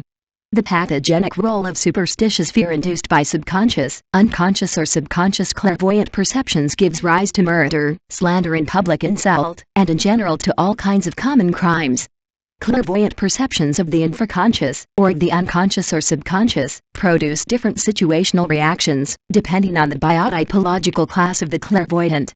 Neurasthenoid, schizophrenic, oligophrenic, epileptoid and schizoid clairvoyants of the hypersensitive variety fall into states of psychopathic consternation, compulsive and pathological suggestion, delirium of superstitious persecution, etc., which led them to the abyss of crime. 90-15. Various kinds of clairvoyant perceptions. Before giving ourselves over to the development of occult powers, we need to study ourselves and make a personological and psychopathological diagnosis of our own personality. After having discovered our own psychobiotypological self, we need to reform ourselves with intellectual culture. We need pedagogical psychotherapy to reform ourselves. The 4 Gospels of Christ Jesus are truly the best pedagogical psychotherapy. It is necessary to fully study and practice all the teachings contained in the 4 Gospels of Christ Jesus. Only after having morally reformed ourselves can we surrender to the development of the chakras, discs or magnetic wheels of the astral body. It is also urgent to study all the best authors of theosophy, Rosicrucianism, psychology, yogism, etc. etc. 91-16. Positive and Negative Clairvoyance. Chapter 16. Positive and Negative Clairvoyance. The Rosicrucian initiate Max Heindel in the Rosicrucian concept of the cosmos says that when the chakras of the astral body rotate from left to right, clairvoyance is positive. Max Heindel assures that when the chakras rotate from right to left, clairvoyance is negative. Exercised clairvoyants are positive. The psychic mediums of spiritism, called spiritualism in Mexico, are negative. The positive clairvoyant knows how to manipulate his faculty at will. The negative clairvoyant sees without wanting to see, and is always deceived by the dark ones. The crime of Moncoleta occurred on February 6, year 1944 inches. The town of San Francisco, Barrio de Rodrigo, near Cifuentes, province of Las Villas, island of Cuba, is a concrete example of what negative clairvoyance and spiritist or spiritualist mediumism is. The Bajo with Moncoleta was really the setting for the mediumship, spiritualism, negative clairvoyance, incest and crime. The medium Francisca, with her psychopathic and nervous personality, was really a victim of the dark entities. 93. Those that swarm in the astral plane. Then she, frightened, spreads her fear to her sister Candida. The two sisters take refuge in their brother Candido's bed. They both fall into the crime of incest. There was a double incest. Candido had lived with a concubine, and upon seeing the nervous state of his sighted sister, he distrusted the woman with whom he had lived, assuming that the former concubine had brought some evil to the house. The alarm reached its peak when his little brother brought him a doll that his ex-concubine had supposedly given him. Then comes the second part of the drama that culminated in the crime of Moncola. Candido consults a satyr who performs some ceremonies and cleansings for the psychic medium despite the opposition of Moncola and, finally, declares the soul of a sorcerer named Beruita as guilty of his misfortune. After all, the satyr gives the psychic medium the power to ward off evils. That medium with her negative clairvoyance really saw the dark entities. He saw against his will. I saw demons everywhere. He couldn't control the sixth sense. When Moncola discovered the incest, the negative psychic defended herself by saying that she did not have a carnal relationship with her brother, but with the soul of the sorcerer or Beruita who entered his body. In short, according to her, she was not committing a crime of incest. The carnite was terrible, the medium seemed crazy. 94-16. Positive and negative clairvoyance. He threw the food they prepared for him, believing it to be poisoned. He broke the furniture in the house. He threw his family's clothes outside. He was delirious. He screamed. He danced and he saw the witch Beruita. The whole family knelt with their faces towards the wall and their arms open in a cross. Soon the suggestion came en masse and all his brothers beat the father of the family because supposedly the witch Beruita had gotten into him. Then they killed Moncola by beating her horribly because the psychic saw the demon stuck in the body of the poor old woman. The last victim of the medium's negative clairvoyance was her brother. The psychic saw her brother transform into the sorcerer or Beruita, and then she hit his head with a thick stone, fracturing the bones of his skull and causing pieces of brain mass to come out. The last thing the seer did was get on a horse and go out naked, armed with a stick, screaming through the street to throw out the demons. Moments later the police arrested her and everything ended in jail. This is a specific case of what negative clairvoyance is. The clairvoyant had a mental deficit, accompanied by temporary amnesia and absolutely negative clairvoyant visions, of a mediumistic nature. This class of psychics are usually oligophrenics who exhibit the same credulity of a weak and thoughtless being. These negative psychics fall into compulsive suggestion. These negative psychics, under compulsive or pathological suggestion, reach the horrible abyss of crime. 95. These negative clairvoyants actually see forms that exist in the subconscious of great nature. No true scientist could accept as infallible that visions of a negative clairvoyant. Only truly positive clairvoyance is infallible. To develop positive clairvoyance you need a powerful intellectual discipline. Those who want to develop positive clairvoyance need to practice esoteric exercises and study the best authors of theosophy, Rosicrucianism, Ageism, psychology, etc. etc. The worst enemy is ignorance. We recommend to readers the great work of the teacher Helena Petronila Blavatsky, entitled The Secret Doctrine. We recommend Sivananda's Kundalini Yoga, the works of Dr. Arnoldo Kremheller, the works of Dr. Adon, the works of Dr. Rudolf Steiner, etc. etc. Only with a great intellectual culture and a great esoteric discipline is positive clairvoyance achieved. Truly positive clairvoyance is only achieved by highly educated people, subject to the most rigorous intellectual disciplines. Enlightened intellection is the result of positive clairvoyance. 96-17. Consciousness. Chapter 17. Awareness. Conscious clairvoyance is only possessed by those who have managed to awaken in the higher worlds. During the hours of normal sleep all human beings, enveloped in their astral body, live in the supersensible worlds. Humanity lives during normal sleep and after death in the supersensible regions of the great Mother Nature. Unfortunately, people walk in the ultra with their conscience asleep. Positive clairvoyance is only possessed by those souls that lie awake in the supersensible worlds. Actually, those who possess continuous consciousness, whether their physical body is awake or asleep, they are always in a state of wakefulness. They are positive clairvoyants. They possess continuous consciousness. All authentic esoteric and esoteric research starts from that state of perfect vigilance. It is necessary for the dreamer to awaken in the inner worlds before becoming a competent researcher of the higher worlds. 97. The mediums of spiritism or spiritualism are not useful for investigating the higher worlds, because their mental body is dislocated. Mediums are really unbalanced and any research they try to do in the higher worlds turns out to be a failure. The psychopathic states of mediums, the compulsive and pathological suggestion to which they are predisposed, the epileptoid paroxysms during trance, and psychic obsession, turn the medium into fantasizing, abnormal and mentally unbalanced individuals. To investigate the higher worlds, logical thinking and exact concept are needed. Any truly positive vision must be fully corroborated by the concrete facts of the physical world. The truth is not far from human nature. If what we consider to be true deviates from human nature, then it cannot be true. The clairvoyant, if not a saint, must at least be a perfect gentleman. We learned of the case of a paranoid clairvoyant who slandered a virtuous mother of a family by publicly accusing her and pointing her out as an adulteress, a sorceress, etc. etc. That poor innocent and virtuous mother was publicly brutalized by the paranoid clairvoyant. We also learned of the case of a neurastenoid clairvoyant who slandered and threatened to kill an honest and virtuous citizen, identifying him as a sorcerer and attributing diabolical powers to him.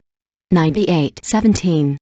Consciousness. We met a schizophrenic clairvoyant who reacted instantly against an honest citizen, accusing him of taking his wife away from him, apparently because that was how he had seen it clairvoyantly. If the clairvoyant had been a neurasthenoid, he could have killed the knight. If he had been paranoid, he would have studied and planned a well-done murder.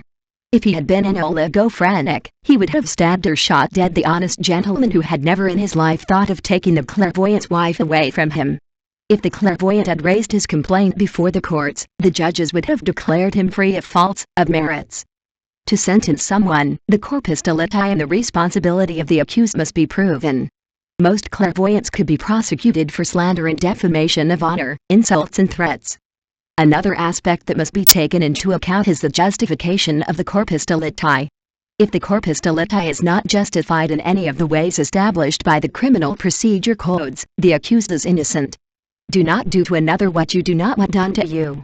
The truth is not far from human nature. If what we consider to be true deviates from human nature, then it is not true. The Christ said, "Do not judge, so that you will not be judged. For with the judgment with which you judge, you will be judged. And with the measure you use, it will be measured to you again." Chapter 7, Matthew. 99. The clairvoyant must be rigorously analytical, highly intellectual, and strictly scientific.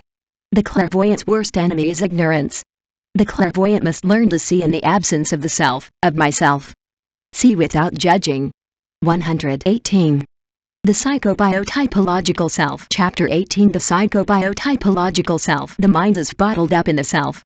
Every situational reaction of the mind is the result of the psychobiotypological self. All perception passes from the senses to the mind. The ego translates all the information collected by the mind into its own language of prejudices, desires, fears, memories, preconceptions, malice of a certain kind, fanaticism, hatred, envy, jealousy, passions, etc. etc. The clairvoyant always has a bad secretary from whom he needs to free himself.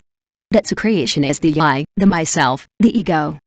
The ego of the clairvoyant captures all the supersensible representations that come to the mind, and interprets them according to his prejudices, hatred, jealousy, distrust, malice of a certain kind, passions, memories, pride, arrogance, envy, etc. etc. The subsequent reactions of the clairvoyant become the result of his own psychobiotypological self. The paranoid clairvoyant is proud, he likes to be isolated from the people, he only deals with the few, he is very intelligent, cunning, unaware, he feels infallible, he believes himself to be a great master, he thinks he can dominate. 101. The world does not admit reasons to anyone, only he is wise, great and powerful. This type of clairvoyance, when they react with hatred, malice, distrust, etc., etc., can even coldly plan an intellectual murder. The neurasthenoid clairvoyant has a dual personality. Now he is praying and preaching ineffable things, and now he is insulting, or talking about guns, daggers, war, clairvoyance, etc. etc. This type of clairvoyant, faced with an unpleasant representation, reacts by slandering, insulting, killing, etc. When one of his personalities feels self-conscious or humiliated, he asks for forgiveness and speaks with devotion to level himself. Once its purpose has been achieved, the other personality reacts with pride, anger, arrogance, violence, betrayal, etc. A background analysis leads us to the conclusion that Judas Iscariot was a neurasthenoid. Judas had a double personality. Now he follows the master and now he is against the master. He kisses the master and then he betrays him. He repents, and finally he commits suicide. That's the neurasthenoid type. In the Christ there is no self, no self. Christ does not react to slander, slaps, mockery, threats, whips, etc. etc. Christ amazes with his terrible serenity. Christ crucified only says, "Father, forgive them because they do not know what they do." In the Christ there is no self and therefore he does not react or judge anyone. Christ is a perfect clairvoyant who knows how to see with understanding, without judging, without translating, because he has no self. Christ is the clairvoyant who sees, understands and knows. Christ is the universal spirit of life incarnated in Jesus of Nazareth. 102:18. The psychobiotypological self. The clairvoyant needs to learn to contemplate internal representations in the absence of the self. See without judging, without translating, without preconceptions, without fanaticism, without passion, etc. The clairvoyant must be highly understanding. A schizophrenic clairvoyant, with his instantaneous and terrible violent reactions, can fall into the worst crimes by reacting against an unpleasant representation. A hypersensitive schizoid clairvoyant is usually sad, melancholic, self-focused, introspective. He has melancholic ideas, he gets tired with all intellectual work, etc. etc. The schizoid clairvoyant, if he is not rigorously analytical, can react to an unpleasant representation by killing another and then committing suicide. A masochistic clairvoyant enjoys whipping himself in the presence of mystical representations, or doing terrible penances until he dies. Clairvoyance requires logical thinking and exact concept. To be an exercised clairvoyant, perfect mental balance is needed. A clairvoyant with some psychic trauma can suffer serious mental disorders and unconsciously create fatal images in the mental world. When the mentally disturbed clairvoyant contemplates for his own supersensible creations, he can receive the emotional nervous shock, or the vertiginous impetus, a raptus of unexpected and acute emotion that takes him exactly to the abyss of crime. Psychological trauma is the result of great moral pain, or a tremendous scare, the loss of a loved one, etc. etc. 103. The sadist masochist clairvoyant has reached such a state of sexual perversion that he easily becomes a mystical erotic murderer. The sadist masochist clairvoyant loves sweet evils and falls into the bloodiest phallic cults. The Black Masses of the Middle Ages with naked women on the altar and the murder of innocent children are vivid examples of this genre of dark and fatal clairvoyance. The human sacrifices of all times, and of all religions, are the result of sadistic masochistic clairvoyance. The barbaric custom of murdering people on the altar for the liturgical ritual is a living example of what sadist masochistic clairvoyance is. In the 15th century, the Black Mass with human sacrifices was celebrated in many medieval castles. Marshal Gildy-Retz, in Thiene-Getz, France, had a church in his castle whose priests celebrated the Black Mass. Retz was accused of having murdered 200 children in his Black Masses. Catherine de' Medici also had Black Masses celebrated with sacrifices of innocent children. The Coven, with its Black Masses and witchcraft, rivaled the priests at the Holy Leisure of the Catholic Inquisition in the murder of innocent children. That is the clairvoyant's criminal and terribly perverse sadist masochist company. Only by decapitating and dissolving such a psychobio-typological self that we carry within can we be perfect clairvoyants. 104:19. The Human Mind. Chapter 19. The Human Mind. The brain has 5 fundamental parts. First, the brain. Second, the cerebellum. Third, the midbrain. Fourth, the medulla oblongata or oblong midbrain. Quinta, the pons paroli, or bridge. Those who say that the brain governs intelligence, memory, will, etc., really ignore the existence of the mental body. Such people should study the 6 volumes of The Secret Doctrine written by Helena Petronilla Blavatsky. The brain is made to elaborate thought, but it is not thought. The brain is an instrument of the mind, but it is not the mind. We must distinguish between brain and mind. We must study the intimate relationships of the brain with the mind. In these chapters we talk about the astral body. Then we said that within the astral is the mind and the soul and spiritual principles of man. The mind is a wonderful subtle body that has its ultraphysiology and ultrapathology and intimate relationship with the cerebrospinal nervous system and brain. 105. Thinking is a function of the mental body. Man can think without a physical brain independently of brain matter. This has already been demonstrated in scientific laboratories where disembodied entities were able to materialize. We are talking about concrete facts already demonstrated.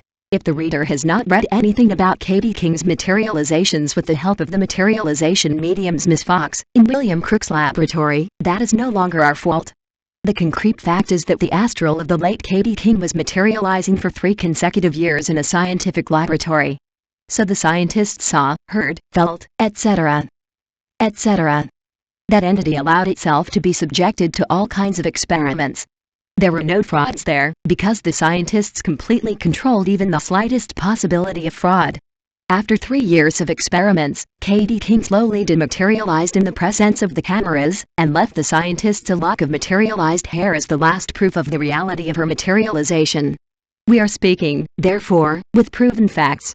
The brain is governed by the mind, but the mind is not governed by the brain. The brain is the instrument of emotions and consciousness, but it does not produce emotions or consciousness. What is logical cannot be refuted by ignorance. Logic is logic. Those who claim that the brain produces thought, emotion and consciousness are ignorant because they have not studied the body. 106.19. The human mind metal. Based on ignorance, it cannot be refuted. It is necessary for the ignorant to study. The 12 pairs of cranial nerves are demonstrating to us the Hermetic principle that says, as above, so below. If above there exists a zodiac with 12 constellations, here below there exists the zodiac man with its 12 pairs of cranial nerves. Each pair of nerves controls some region of the body. The 12 pairs of nerves control all the 12 pairs of the zodiac man. These nerves are 1. The olfactory nerve, 2. The optician, 3. The common ocular motor, 4. The pathetic or trochlear, 5. The trigeminal, 6. The adductor, 7. The facial, 8. The auditory or acoustic, 9. The pharyngeal glossus, 10. The pneumogastrocophagus, 11. The spinal, 12. The hypoglossus.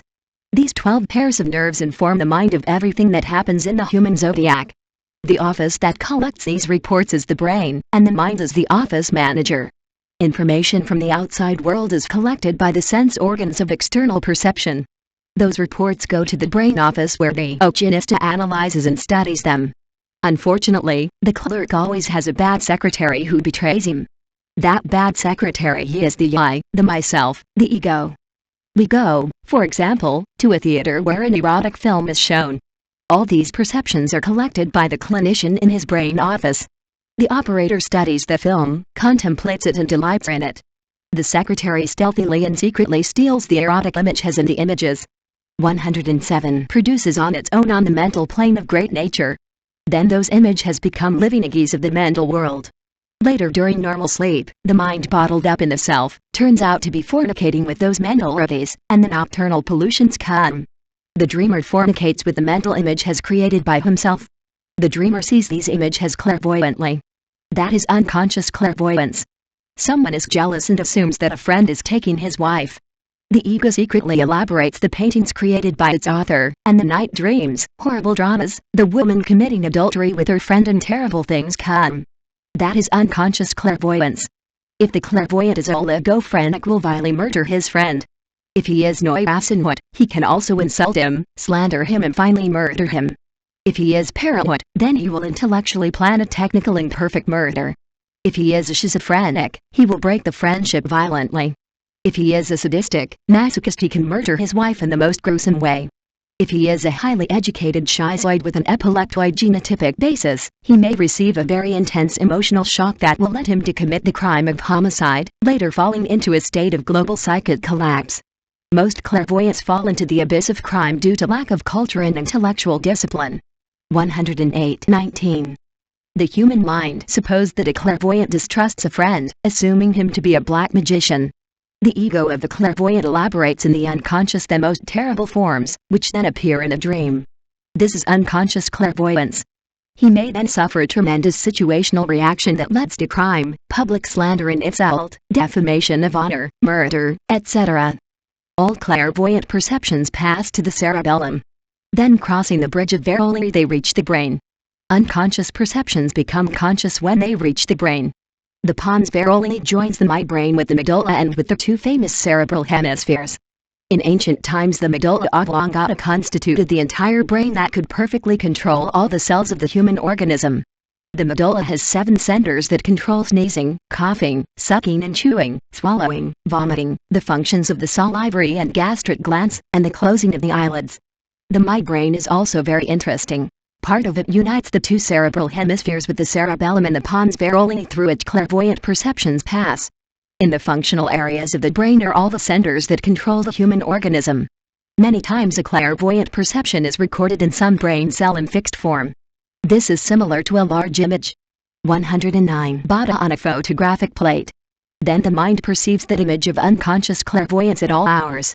Doctors have solved the problem by removing the cell where the image is recorded. A specific case of unconscious clairvoyance and homicide was that of the murder of the great Colombian politician Jorge Eliezer Gaitán. Investigations by the authorities have shown that the murderer was an active member of the Amorque School in San Jose, California. It is also said that he was allegedly expelled from the school because he was considered mentally unbalanced. This subject was an unconscious clairvoyant. He lit a couple of waxes before the altar, according to the Rosa Cruz Amorque ritual, and in the mirror he then saw 2 images, that of Simon Bolivar and that of Francisca de Paula Santander. He believed himself to be the reincarnation of Bolivar and thought that, supposedly, Jorge Eliezer Gaitán was the reincarnation of Santander. The murderer said to himself, "If Santander wanted to kill me in my past reincarnation, I will now take revenge on him and kill him." On April 9, the day in question, he treacherously killed Jorge Eliezer Gaitán when the politician was leaving the Bogotá governor's palace. Ballistics experts consider that the murderer must have trained extensively in target shooting before the homicide. The 3 shots in the back were accurate, exact, precise. What followed next was horrifying. The Bogotá native amazed the entire world. The angry crowds rushed to the battle against the government, and if it had not been 110-19, the human mind through the cunning of a clever liberal politician, the people would have taken over the presidential palace. This is a concrete example of homicide and unconscious clairvoyance. There is no doubt that the vision in the mirror was the secret spring of the crime. The rest was done by political enemies of Gaitán. Possibly they financed the crime, bought the murderer, etc. But the secret spring was unconscious clairvoyance. The killer's unbalanced mind created the images that were projected in the mirror. That's all. Unconscious clairvoyance is the secret cause of 100% homicides. Forensic psychiatry needs to expand a little more. The perceptions of unconscious clairvoyance are often deposited in the unconscious background of the human mind, becoming a secret temptation that leads to crime. Deep down in every human being there are unconscious factors that often led to homicide. The secret springs of all crime are unconscious. Many saints had an unconscious full of carnal passion, sadism, theft, crime, violence, jealousy, hatred, resentments, etc. etc. During the dream those saints suffered horridly. During sleep these saints fell into the most frightening crimes. In the unconscious, those saints were great evil men. When they woke up then they understood their horror. 111. They coughed up moral misery and indulged in terrible penances wearing sackcloth and hair shirts. Those who managed to become aware of a moral defect completely disintegrated. When a man disintegrates all his defects and the self dissolves. When the self dissolves, truth comes to us. Then we are already perfect clairvoyants. The truth is born from creative understanding. The truth is timeless, eternal, divine. The self cannot know the truth, because the self is a bundle of memories. The self is of time. The self is born in time and dies in time. Death is a subtraction of the bankrupt. After the mathematical operation is finished, only the values that are later reincarnated remain. These values are the self, the reincarnating ego. The self is an illusion, and every crime, and every offense, and every vice, is that fatal result of the weaponization of the self, of myself. The origin of pain is the self. When we annihilate desire, the self is dissolved. Where the self is, the truth cannot be, because the truth and the self are incompatible. The self is a transitory error of the wheel of samsara, the wheel of reincarnations and karma. The self is the heresy of separateness. The self is the origin of selfishness, hatred, fornication, adultery, envy, anger, etc. etc. The self is the thirst for pleasures in the 112-19. The human mind, source of pride and vanity. To embody the truth you need to dissolve the self. To achieve inner peace it is necessary to dissolve the self, the myself. To reach perfect clairvoyance and supreme illumination it is necessary to dissolve the self. The truth is the inner Christ of every man. The self is the Satan within us. Where the self is, the truth cannot be. Those who are divided between two selves, one higher and one lower, are on the path of error. Those who create the existence of a divine self or divine Satan. The individual spirit does not exist. There is only the universal spirit of life. The immortal spark of every man is the being, it is the eternal universal spirit full of supreme happiness. 113:20. The subconscious. Chapter 20. The subconscious. Infraconscious clairvoyance is commonly known as nightmares. There is the intoxication of sleep in the hypnic twilight state.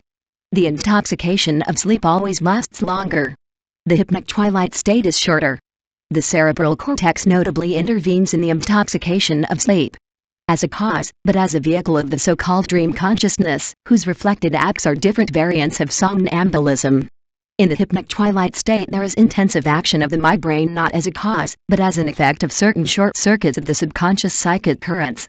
This causes psychic effects and automatic acts that are often criminal.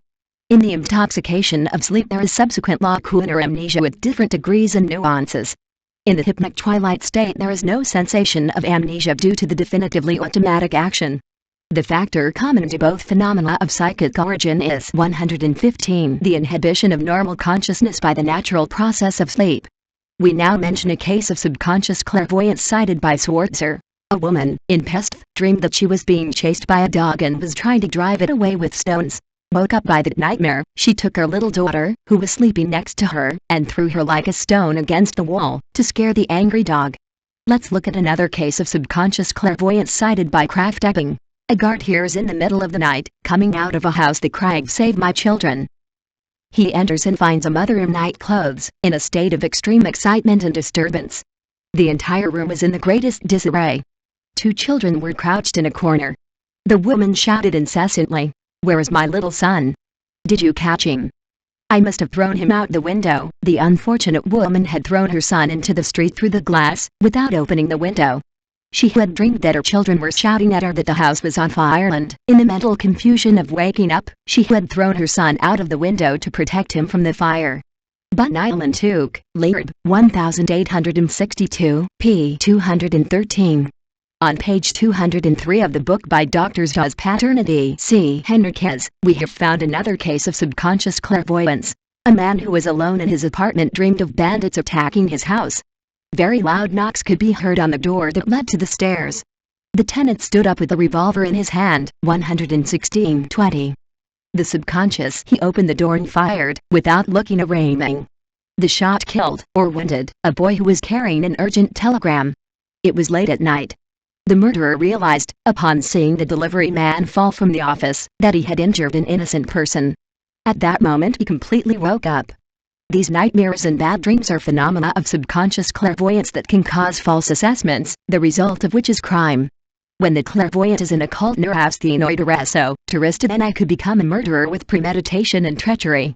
An occult student of a neurasthenic type dreamed of a citizen and saw with his subconscious clairvoyance that the citizen was tormenting him with sorceries and black magic. A few days later the neurasthenoid insulted and threatened to kill the perplexed and astonished citizen. This type of subconscious vision with premeditation, slander and treachery is very common in some occult students, spiritualists, etc. The false mental appreciation of the subconscious clairvoyant, esotericist, or spiritualist, is due to fanaticism and ignorance. The mental disorders of the ignorant fanatics are due to superstitious fear, suggestion, and also to the base aggressive instincts of the psychobiotypological ego. In man there is infraconsciousness. 117. Infraconsciousness exists in nature. In the infra-consciousness of nature are deposited the dark memories of the entire history of the earth and its races. Antediluvian monsters live in the subconsciousness of nature. Those are the specters of the past, the ghosts of nightmares. Subconscious clairvoyance only perceives the cavernous memories of the past, and the dark creations of the subconscious underworld of man and beasts. In the subconsciousness of nature there is only fatality. Every man has a devil, an opposite, who lives in the infraconsciousness of nature. In front of the Buddha is his brother and enemy Devadat, the king of hell. In front of Enlil, the angel of love, is Lilith, counter-love. An unconscious clairvoyant can see someone's devil, and then deduce erroneous assessments whose final result is slander, homicide, etc. etc. The subconscious is a dark remnant of a repassed motorcycle. The wise masochist is the sexual pervert who can murder a woman for pure sexual pleasure. Sexual perversion is unconscious. The infraconscious values of the psychological self constitute the lowest animal depths of the human being. Sexual perversion of the sadistic, masochistic, tyrannical, obsessive impulsive type is the concrete manifestation of subconscious values. 118.20. The subconscious. This type of values longs in the mind, causing human beings to fall into the crimes of homosexuality, stupor, force and violence, corruption of minors, etc. Sometimes the sexual pervert becomes mystical, stupid, sanctimonious, etc. We learned of the case of a mystical sexual pervert, who gave coins to girls of 6 or 7 years old, supposedly for their sweets. "This is how I grew them while they grew a little." Then he seduced them sexually, and finally married them to other men to avoid conflicts and problems. However, this satyr was a spiritualist mystic. He always smiled full of sweetness, and was a leader of a spiritualist society. The sexual perversion of the subconscious sometimes places satyrs in the realm of compulsive psychosis that led them to the most horrible crimes recorded in police chronicles. Subconscious sexual perversion has two well-defined poles: brain and sex. Thieves are positive. Prostitutes are negative. These are the two poles of human consciousness. Observe the intimate psychic unity that exists between prostitutes and thieves. These two poles of the human subconscious live in eternal struggle within each individual. In the preceding example of the spiritualist satyr cited in this chapter, we clearly see the struggle of the subconscious. The satyr's brain cultivates girls with coins to 119. His sweets, wait for them to grow a little. Sex possesses and consummates the crime of seduction. The satyr's brain projects, plans, and then marries them to avoid conflict. That is the fight between brain and sex. Many times the subconscious betrays a virtuous wife and leads her to adultery. Prostitutes who were once magnificent wives live in brothels. When the sexual perversion of a whore is polarized in the brain, exhausted by pleasure, then they commit terrible crimes that land them in prison. In prison, these unfortunate people feel like victims of human injustice. They consider themselves innocent. Really, those poor women are victims of an energy that they ignore. No one has cured these unfortunate people. No psychiatrist has taught them the use and management of sexual energy. They don't know the great mysteries of sex. They are victims of a society that despises them, and miserably humiliates them after having perverted them. Society corrupts the unhappy daughters of pain, to later lock them up in horrible panopticons, and in prisons where they only become even more perverted. The subconscious cannot be locked up in prison. The criminal does not reform in prison. The prison system river has turned out to be a complete failure. In prison, criminals multiply their hatred and resentment against society. The sexual problem in prisons, homosexuality, and all kinds of disgusting vices against nature, are demonstrated. 120.20. The subconscious. I have said ad nauseam that the subconscious cannot be locked up in prison. The greatest sin is ignorance. Only with wise pedagogical psychotherapy can the reform of criminals be achieved. Corrective treatment pedagogical will turn prisons into true reformatory schools. There should be no prisons. They just have to. There are reformatory schools, agricultural farms, industrial workshops, etc., where criminals can be cured with pedagogical psychotherapy. The convicted must be treated with infinite love and mercy. 121.21. The subconscious. Chapter 21. The subconscious. When analyzing the psychogenesis of the criminal act, for which a certain individual has been prosecuted, subconscious factors must be taken into account. This class of factors is reduced to 3. Genotype, phenotype and paratype, heredity, education and circumstances. The social behavior of the individual then comes from the perfect balance between these 3 factors. When there is an imbalance in these 3 factors, then the result is crime. These 3 factors can be positive or negative. They are positive when they translate into right thinking, right feeling, right action. They are negative when they translate into criminal thinking, criminal feeling, criminal acts. Let's study the 3 factors separately. Inheritance. Inheritance is the vehicle of karma, nemesis, or law of destiny. This is not about believing or not believing. What we need is to deeply analyze and explore the 123 red backgrounds of the mind. What I do believe and what I don't believe is typical of ignorant people. We are mathematicians in scientific research, and demanding an analysis and expression. Death is a subtraction. Once the arithmetic operation is finished, only the values that continue remain. These values constitute the psychological self, the myself, the ego that reincarnates to satisfy its frustrated desires, and to continue with another personality. The self is a bundle of memories, passions, desires, hatreds, violence, lust, greed, etc. etc. The self is the values. These energetic values are prior to the primitive seminal cell.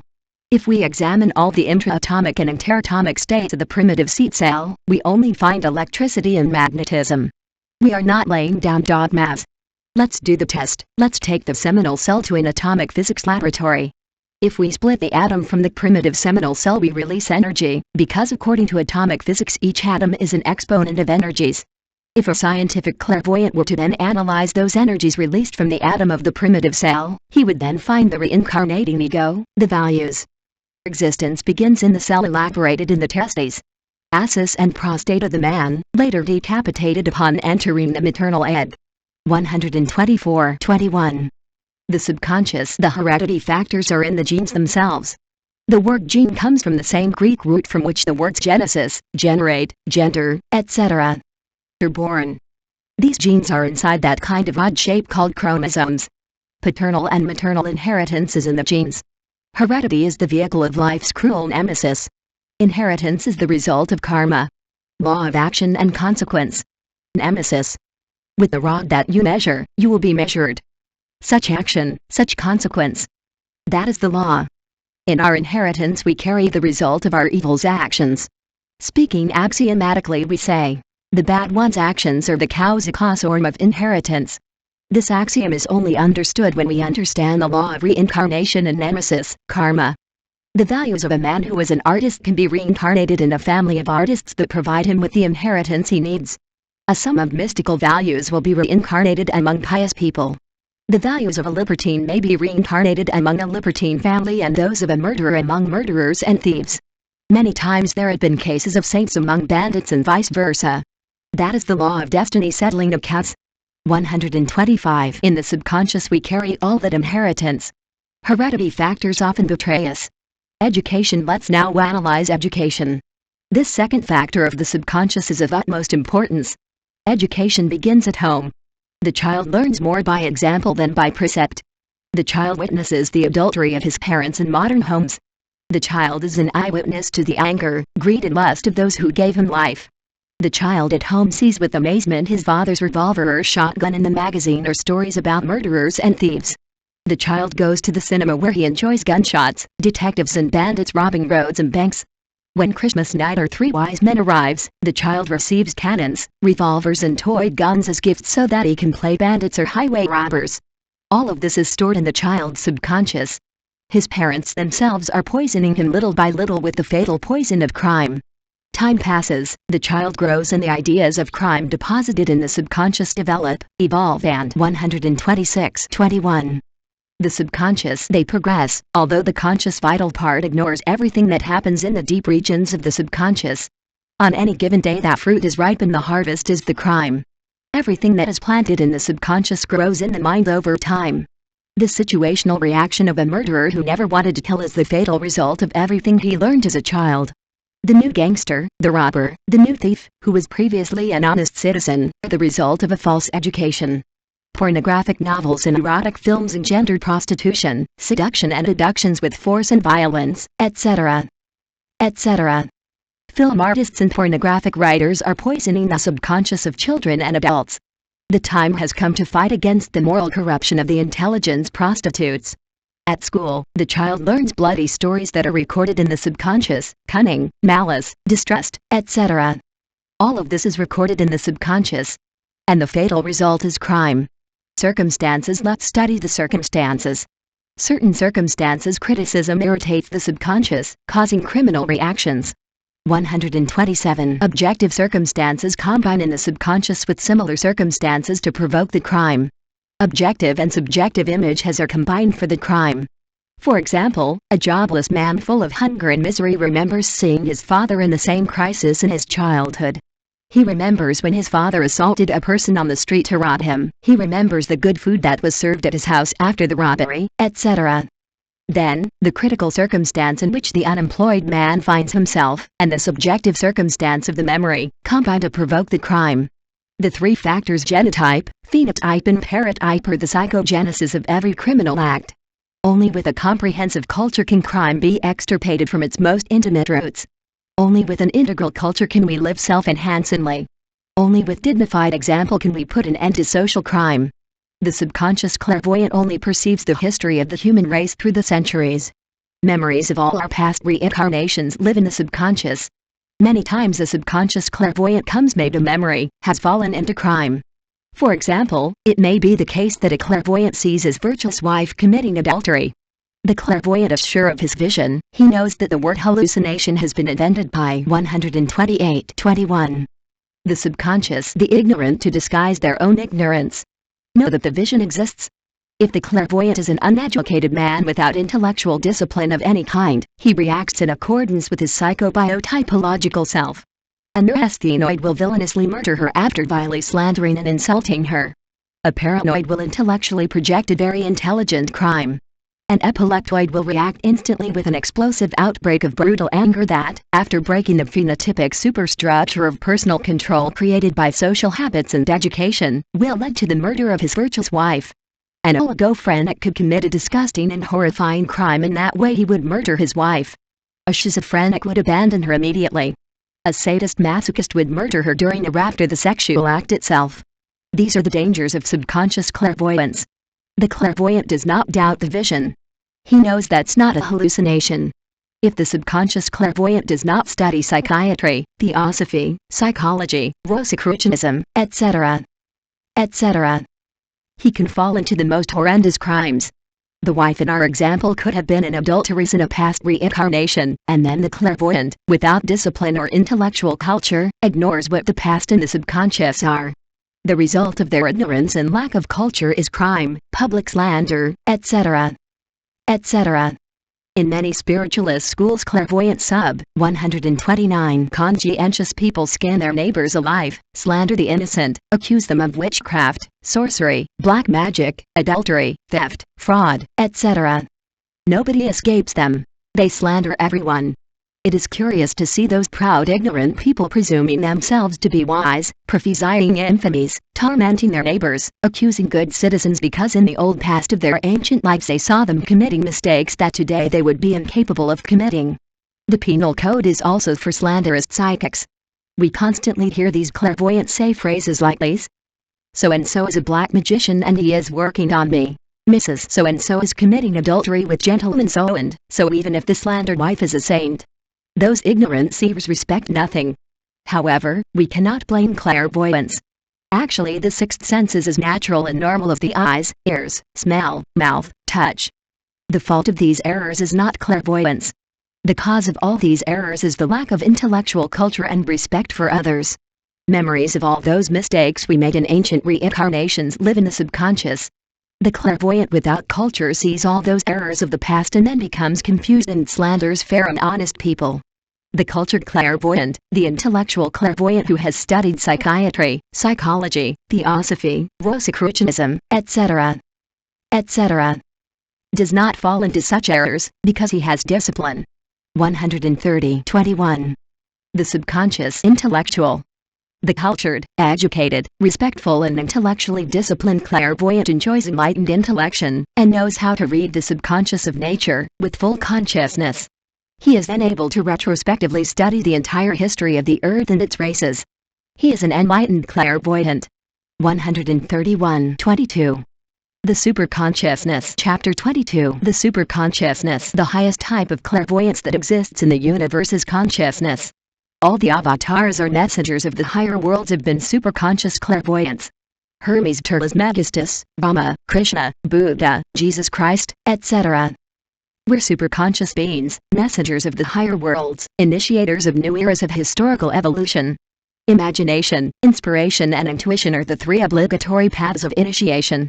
Let's examine each of these three steps separately. Let's start with the imagination. Imagination. For the wise man, to imagine is to see.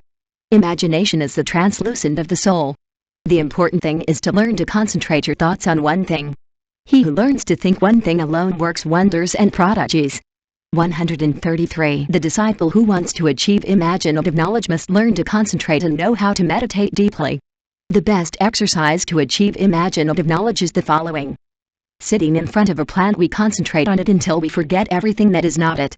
Then, closing our eyes, we will fall asleep, preserving in our imagination the shape of the plant, its structure, its perfume and its color. The disciple must cause sleep during these practices. The dozing disciple will meditate deeply on the internal constitution of the vegetable. The disciple will imagine the living cells of the plant. The plant cell has protoplasm, membrane and nucleus. Protoplasm is a viscous, elastic and transparent substance very similar to egg white, albuminoidal matter. The disciple, dozing, must reflect on the four fundamental elements of the protoplasm of the plant cell. These four elements are carbon, oxygen, hydrogen, and nitrogen. The membrane is a wonderful colorless substance, which is completely insoluble in water. That substance is the famous cellulose. The well-concentrated disciple will imagine the nucleus of the cell as a small corpuscle where the great universal life pulsates. Inside the nucleus is the nuclear element, 134(22). The superconsciousness, the nuclear juice and the nuclei all enveloped by the nuclear membrane. The nuclear infinitesimal twilights full of brilliance and beauty, residual products of the incessant reactions of the plant organism. The well-concentrated disciple must imagine with all logical precision all those mineral substances and organic combinations that develop harmoniously in the cellular protoplasm of the plant. Think of the starch grains and the marvelous chlorol without which it would be impossible to achieve perfect organic synthesis. The chlorine, it comes in granulation form, chlorol uses, of a very beautiful yellow color, xanola. The latter, under the sun's rays, is painted with that beautiful green of the plant. The entire plant is a perfect cellular community of incalculable perfections. The student must meditate on the perfection of the plant and all its scientific processes, filled with a mystical beatitude, and enchanted by such beauty. The mystic becomes ecstatic remembering all the phenomena of nutrition, relationship and reproduction of each plant cell. Let's look at the chalice of the gold. There are its sexual organs. There is pollen, the male reproductive element. There is the pistil or gynoecium, a very precious female organ with its ovary, style and stigma. The ovary is a sac full of wonderful eggs. With relation to the pistil, the stamens can occupy different positions. Insertion below the ovary, around the ovary or above the ovary. 135. Fertilization occurs with the fusion of female germs and male gametes. The pollen, the male gamete, after leaving the anther, then reaches the ovary of the plant where the ovule, the female gamete, eagerly awaits it. The seed is the precious and charming ovule that after being fertilized transforms and grows. Now the student remembers the time of the plant, on which he is now meditating. It sprouted like a delicate stem. Imagine it growing slowly until you see it with your imagination putting out branches, leaves, and flowers. Remember that everything that is born has to die. Now imagine the process of the plant dying. Its flowers wither, its leaves dry and the wind carries them away and finally only a few dry logs remain. This process of birth and death is wonderful. Meditating on this entire process of the birth and death of a plant, meditating on all the wonderful life of the plant, if the concentration is perfect, and if the sleep manages to become deep, then the chakras of the astral body rotate, they develop and they unwrap. Meditation must be correct. The mind must be exact. Logical thinking and exact concept are needed even for the inner senses to develop absolutely perfect. Every incoherence, every lack of logic and mental balance, obstructs and damages the evolution and progress of the chakras. 136(22). The superconsciousness discs, or lotus flowers of the astral body. The student needs a lot of patience, because any act of impatience leads to failure. It takes patience, will, tenacity and absolutely conscious faith.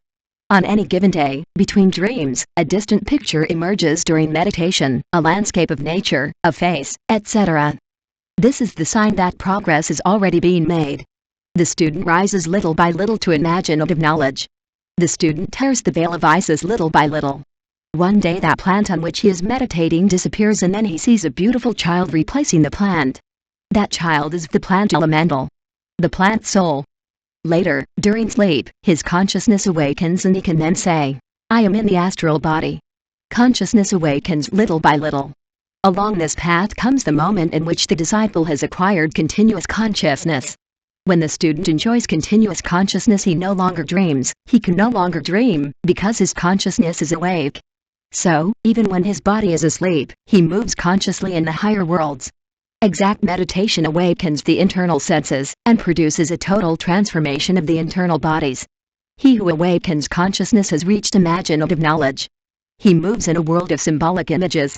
Those symbols that he previously saw when he dreamed, he now sees without dreaming. Before I saw them in my sleeping conscience, 137. Now he moves among them with waking consciousness, even when his physical body is fast asleep. Upon reaching imaginative knowledge, the student sees the symbols, but does not understand them. He understands that all nature is a living scripture that he does not know. You need to rise to inspired knowledge to interpret the sacred symbols of great nature. Inspiration. Let's now study inspiration. Inspired knowledge gives us the power to interpret the symbols of great nature. The interpretation of symbols is very delicate. Many clairvoyants became homicidal or fell into the crime of public slander for not knowing how to interpret the symbols. The symbols must be analyzed coldly without superstition, malice, distrust, truism, vanity, fanaticism, prejudice, preconceptions, hatred, envy, greed, jealousy, etc.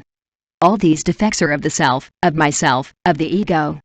Reincarnating. When the ego intervenes by translating, interpreting symbols, then it alters the meaning of the secret writing, and the clairvoyant falls into the crime that can land him in prison. The interpretation must be tremendously analytical, highly scientific, and essentially mystical. We must learn to see and interpret in the absence of the ego, of myself. 138.22.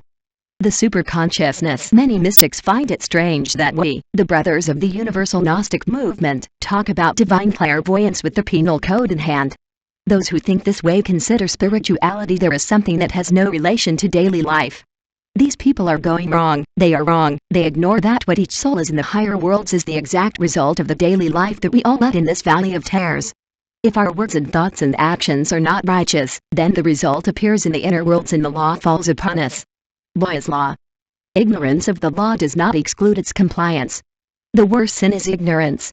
Teaching those who do not know is a work of mercy.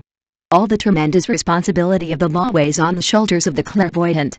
You have to know how to interpret the symbols of great nature in the absolute absence of the self. However, self-criticism must be multiplied, because when the clairvoyant's ego believes that it knows a lot, then it feels itself infallible, omniscient, wise, and even assumes that it sees and interprets in the absence of the ego. This type of clairvoyance fortifies the self so much that they end up becoming terribly perverse demons. When a clairvoyant of this kind sees his own inner God, he then translates the vision according to his dark criterion, and exclaims saying, "I am doing very well." You have to know how to interpret based on the law of philosophical analogies, in the law of correspondences 139, and of the numerical Kabbalah. We recommend the Mystical Kabbalah by Diane Fortune. That book is wonderful. Study it.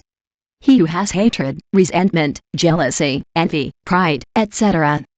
cannot rise to the second step called inspired knowledge. When we rise to inspired knowledge, we understand and comprehend that the accidental accumulation of objects does not exist. Actually, all the phenomena of nature and all objects are intimately organically linked to each other, internally depending on each other, and mutually conditioning each other. Really, no phenomenon of nature can be fully understood if we consider it in isolation. Everything is in incessant movement, everything changes, nothing is still. In every object there is internal struggle. The object is positive and negative at the same time. The quantitative becomes qualitative. Evolution is a process of complicating energy. Inspired knowledge allows us to know the interrelationship between everything that is, what has been, and what will be. Matter is nothing but condensed energy. The infinite modifications of energy are absolutely unknown to both historical materialism and dialectical materialism. 140.22. The superconsciousness energy is equal to mass times the speed of light squared. We Gnostics move away from the antithetical struggle that exists between metaphysics and dialectical materialism. These are the two poles of ignorance, the two antitheses of error. We are going another way. We are Gnostics. We consider life as an integral whole. The object is a point in space that serves as a vehicle for certain sums of values. Inspired knowledge allows us to study the intimate relationship between all the forms and values of great nature. Dialectical materialism does not know values, it only studies the object. Metaphysics does not know values, nor does it know the object. We Gnostics move away from the two antitheses of ignorance and study man and nature integrally. Life is all determined and determining energy. life as subject and object at the same time. The disciple who wants to attain inspired knowledge must concentrate deeply on music. Mozart's enchanted flute reminds us of an Egyptian initiation. Beethoven's 9 symphonies and many other great classical compositions lift us to higher worlds. The disciple concentrated deeply on the music of 141. He will have to absorb himself in it like the bee in honey, the product of all its work. When the disciple has already reached inspired knowledge, he must then prepare for intuitive knowledge. Intuition. The world of intuitions is the world of mathematics. Cass. The student who wants to rise to the world of intuition must be a mathematician, or at least have even a notion of arithmetic. The mathematical formulas connected to an intuitive knowledge. The student must concentrate on a mathematical formula, ethics, and meditate deeply on it. Then empty your mind and make it blank. Then, wait for the inner being to teach us the concept of content contained in the mathematical formula. For example, before Kepler publicly enunciated his famous principle that the squares of the times of the revolutions of the planets around the Sun are relative to each other like the cubes of their distances, the formula already existed. It was contained in the solar system, even when the wise men did not know it. The student can mentally concentrate on this formula, empty the mind, go to sleep with a blank mind, and wait for his own inner being to reveal to him all the wonderful secrets contained in Kepler's formula. Newton's formula for universal gravitation 142.22. The superconsciousness. It can also serve to exercise our intuition. This formula is the following. Bodies attract each other in direct proportion to their masses and in inverse proportion to the square of their distances. If the student practices with tenacity and supreme patience, his own inner being will teach and instruct him in the work. Then he will study at the feet of the master, will rise to intuitive knowledge. Imagination, inspiration, intuition are the 3 obligatory paths of initiation. He who has climbed the 3 scales of direct knowledge has achieved superconsciousness. In the world of intuition we only find omniscient. Incorporated. The world of intuition is the world of being, it is the world of the intimate. The I, the self, the ego cannot enter that world. The world of intuition is the universal spirit of life. The world of imaginative knowledge is a world of symbolic images. Inspiration gives us the power to interpret symbols. In the world of intuition we see the great cosmic theater, and we are the spectators. We witness the great drama of life. In that world, all the drama that is represented on the cosmic scene is reduced to terrible arithmetic operations. 143. That is the theater of cosmic science. From that region of mathematics we see that there are physical masses that are above and below the limits of external sensory perception. These masses are invisible. Only with clairvoyance are they perceived. Matter is condensed energy. When the vibration is very slow, the mass is below the limits of external sensory perception. When the vibratory movement is very rapid, the mass is above the limits of external sensory perception. With the telescope we can only see worlds whose degree of vibration is active within the limits of external sensory perception. Above and below the limits of external sensory perception, there are worlds, solar systems, and constellations populated by all kinds of living beings. The so-called matter is energy that condenses into internal masses. Nidus. The senses of external perception are able to perceive very little. Dialectical materialism and metaphysics are now absolutely extemporaneous and outdated. We, the brothers of the Gnostic movement, are going by a different path. It is urgent that men of science study the treatise on occult science by Dr. Rudolf Steiner, a great Hungarian doctor, born in 1861, friend and disciple of Nietzsche and 144.22. The Superconsciousness by Ernesto Haeckel, founder of the Anthropological Society. It is essential that those lovers of science thoroughly investigate all the portentous oriental wisdom poured out like a river of gold in the immortal pages of the Secret Doctrine. That work consists of 6 volumes and is a monument of archaic wisdom. The great master H.P. Blavatsky is the brilliant author of that most precious treasure of ancient wisdom. Those who reach superconsciousness become true enlightened clairvoyants. No true clairvoyant boasts of his faculties. No legitimate clairvoyant claims to be clairvoyant. When a true clairvoyant sees something important, he gives his opinion with the utmost culture and supreme respect for others. He never says, "I am watching." It always says, "We conceptualize," or "We have learned." This is how all those who have reached the ineffable heights of superconsciousness are distinguished by their chivalry, humility and modesty. There is a powerful universal intellectual cultural movement known by the name of ajna, Gnostic liberating action of India. Study the postulates of the ajna. Read Sivananda's Kun, Dalini Yoga. Meditate on the great universal brotherhood advocated by Master Luxemil, Francis 145a. Propate. Search the Gnostic treasures. Those who reach the heights of superconsciousness enter the theater of cosmic science. The triple path of science, philosophy and revolutionary cosmic mysticism leads us to the ineffable regions of the great light. Gnosis is highly scientific, highly philosophical and transcendentally mystical. 146-23. The Krishnamurti Case. Chapter 23. The Krishnamurti Case. At the time when Annie Besant held the presidency of the Theosophical Society, there was a conflict within that wonderful organization whose founder was the great initiate Elena Petrovna Blavatsky.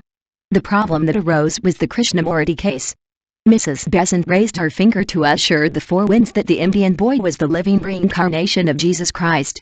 Leadbeater, the great clairvoyant, and many other eminent theosophists were in complete agreement with Mrs. Besant and swore that the Hindustan boy was Jesus Christ reincarnated again. We still remember the founding of that order called the Eastern Star, whose sole purpose was to receive the Messiah. Later Krishnamurti himself dissolved it. At that time there was a division within the Theosophical Society. Some claimed that Krishnamurti was the Messiah, and others did not accept that concept and withdrew from the Theosophical Society. 147. Among those who retired was Dr. Rudolf Steiner, powerful enlightened clairvoyant, eminent intellectual, founder of the Anthropological Society. Steiner's work is great. His works are wells of deep wisdom. The Spanish group Marco Aurelio also separated from the Theosophical Society. The split that occurred within that famous Theosophical Society was a true failure. We need to analyze the Krishnamurti Case. While some are convinced that he is the reincarnation of Jesus Christ, others say that he is ignorant, that the only thing he knows is to drive a car and play tennis, etc. Overall, what are we left with? To what? The most curious and strange thing is that the greatest clairvoyants of the Theosophical Society were divided into two banks. Two opposites. These absolutely logical questions arise. Why did the clairvoyants divide? The clairvoyants saw the inner being of the boy gave. Why, then, could they not agree? Do some clairvoyants see in one way and others in a different way? Is it possible for clairvoyants to contradict each other? If the clairvoyants saw the inner being of Jiddu Krishnamurti, why did they not agree on the same concept? 148-23. The Krishnamurti Case. With physical sight, 1,000 people, when they see an object, say, "This is a table, a chair, a stone, etc. etc." Or when everyone sees a person they say, "It's a man or a woman or a child, etc." What then happens to clairvoyance? Why could the clairvoyants not agree in the specific case of the Indian boy? There is no doubt that Krishnamurti was a real puzzle for the Theosophical Society. The most serious thing is seeing clairvoyants fighting among themselves. This is something that confuses the minds of those who until now began these studies. Krishnamurti fell into skepticism and remained skeptical for several years, until he finally reacted and began his mission. All of us esoteric Gnostic brothers set out to investigate the Krishnamurti Case in the higher worlds. After patient work we reached the following conclusions. First, every man is a trio of body, soul and spirit. Second, when spirit conquers matter it is a Buddha. Third, when the soul is purified and sanctified it is then called Bodhisattva. Fourth, Krishnamurti's spirit is a Buddha. Fifth, Krishnamurti's soul is a Bodhisattva. 149. In Asia there are many Buddhas who have not yet incarnated the Christ. Within each man there is a ray that unites us to the Absolute. That ray is our resplendent dragon of wisdom, the inner Christ, the Sephirotic crown. The Buddhas who have not incarnated the inner Christ have not yet become Christified. The Buddha of the Indian Krishnamurti already incarnated his resplendent dragon of wisdom, his particular ray, his own inner Christ. When Besant, Leadbeater and others studied the Krishnamurti Case, they were dazzled by the splendor of that Christified Buddha, and since they did not know Christic esotericism, they firmly believed that Krishnamurti was the reincarnation of Jesus Christ. The error was not in clairvoyance, the error was in the lack of intellectual culture. They only knew the Theosophical septenary. They only knew the body, the soul and the spirit, but they were unaware that beyond that every man has a ray, the internal Christ, that unites him to the Absolute. They saw Krishnamurti's inner God and believed it was Jesus of Nazareth. That was their mistake. The most serious thing was the damage they did to the Indian boy. When a bodhisattva is told that he is a master, he becomes lost, damaged, and self-conscious. The Indian boy saw the instructors fighting because of 150-23.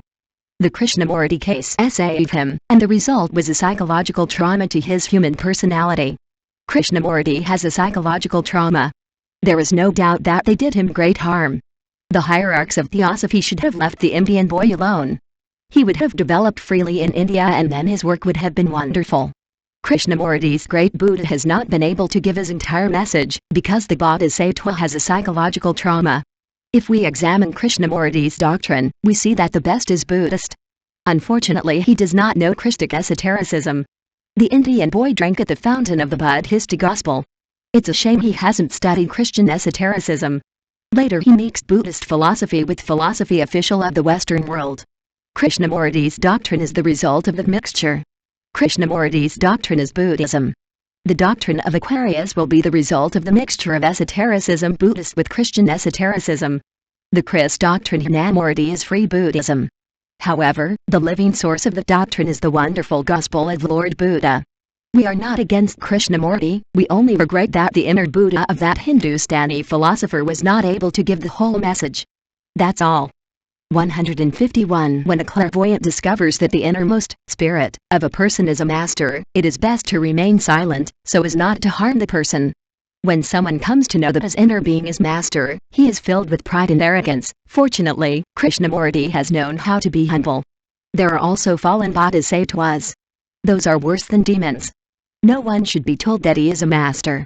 The clairvoyant must be cautious. The clairvoyant must know how to remain silent. A man's spirit may have achieved the rank of master in some ancient reincarnation. The bodhisattva, master soul, may have fallen later and now live on the path of evil. The master does not fall. The one who falls is the bodhisattva, soul, of the master.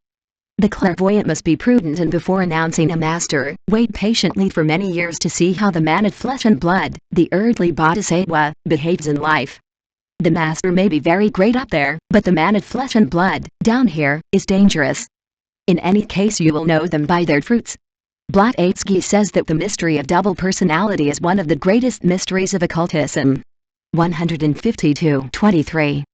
The Krishnamurti case. All the quarrels and mistakes of the Theosophical Society are the cause of Krishnamurti's trauma. The Krishnamurti case is very important. Dr. Steiner knew the Christ mysteries and therefore did not allow himself to be confused. Steiner was a Gnostic.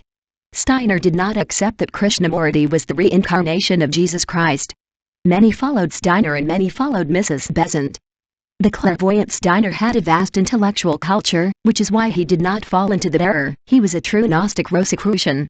153-24. The suggested person, the client, the succubus. Chapter 24. The suggested person, the client, the succubus. Many witchcraft cases are frequently brought before the courts. The authorities laugh at these cases and judge specifically on common crimes, completely excluding stories about witches, sandaras, sorcerers, or whatever you want to call them. Witches or black magicians, etc. Already know that the authorities do not believe in their dark science. When the suggested person, the client, the sorcerer, etc. have to answer to the authorities, they then prefer to speak specifically about the external part of the crime, because they know from their own experience that the authorities do not believe in witchcraft, etc. etc. In their hearts, witches consider the authorities as people who know a lot, but who are absolutely ignorant in these things of sorcery or witchcraft.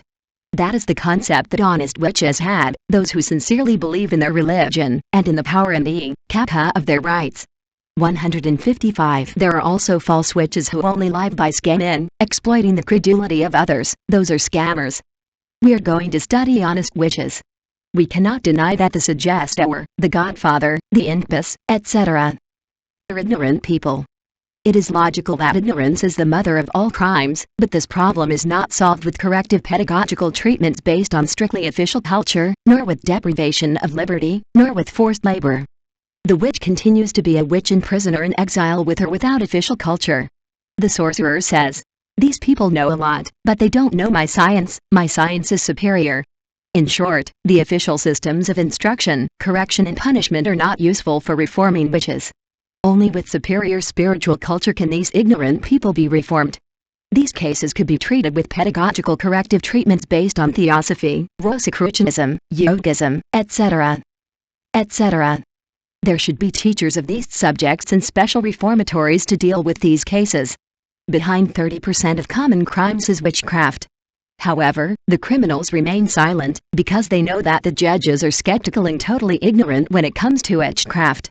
The judges actually have official intellectual culture, but they do not know the science of witches. 156-24. The suggested person, the client, the succubus. The judges can only put an end to their skepticism and become more sympathetic to the soul of the people by studying gnosis, theosophy, Rosicrucianism, yogism, etc. etc. Forensic psychiatry can be expanded tremendously with these studies, to deeply explore the causa causorum of every crime. Criminal responsibility before the courts has too deep roots, so deep that not even Freud's psychoanalysis suspects them. We must put aside mental laziness and prejudices about what people will say, or what is said, and study theosophy, Rosicrucianism, etc. etc. Hidden wisdom is the background of all science. The great German doctor, Dr. Arnoldo Kremheller, tells in his novel Rosie Cross the case of a witch who, using a piece of his victim's used clothing, worked sorcery. The victim was a poor woman. The unfortunate woman went crazy, or, rather, the sorcerer drove her crazy. When Kremheller went to the authorities to report the case, the authorities mocked him. Of course, on the basis of the skepticism of the authorities, criminals of witchcraft can commit the most horrible crimes without human justice reaching them. They rely on the skepticism of the judges. They like the judges' skepticism. It suits them that the judges are skeptical, because woe to them if the judges knew about witchcraft. 157. A Russian scientist invented an electronic brain that is capable of recording a man's mental strength. If someone gives an order to the electronic device, the device collects the brain radiation, and through a complicated and difficult mechanism it sets different machinery in motion. With this, the reality of the force of thought has been demonstrated.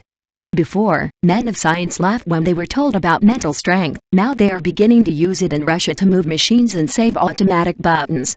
We do not deny that the suggestee and the suggester, the client and the succubus are of the oligophrenic type, ignorant fanatics who, in a delirious state, commit horrendous crimes, but the reality is that these people are wielding mental strength, already demonstrated with the scientists' apparatus Russian Co. Mental waves travel through space, and within a short time, scientists will invent antennas capable of capturing these waves, and devices such as the radio capable of making those waves sound. Then no one will be able to hide their thoughts anymore. However, today, there are already devices capable of measuring mental strength. Scientists measure them based on microvolts. So the time has come for the judges to stop laughing and start studying. Victor Hugo said, "He who laughs at what he does not know is on the path to being an idiot." Let's look at the case of hypnotism. Until relatively recently, 158-24. The suggested person, the client, the succubus. A few days ago, hypnotism smelled of witches and skulls, between midnight roosters and police whistles. Now hypnotism was officially accepted by medical science for the healing of the sick. There are clinics where there are scientific devices to hypnotize. There are also witches who use hypnotism for their criminal acts, and this is already provided for in the penal code of many countries. A subject can be suggested by the sorcerer during hypnotic sleep. The sorcerer gives the order for the crime and suggests the passive subject.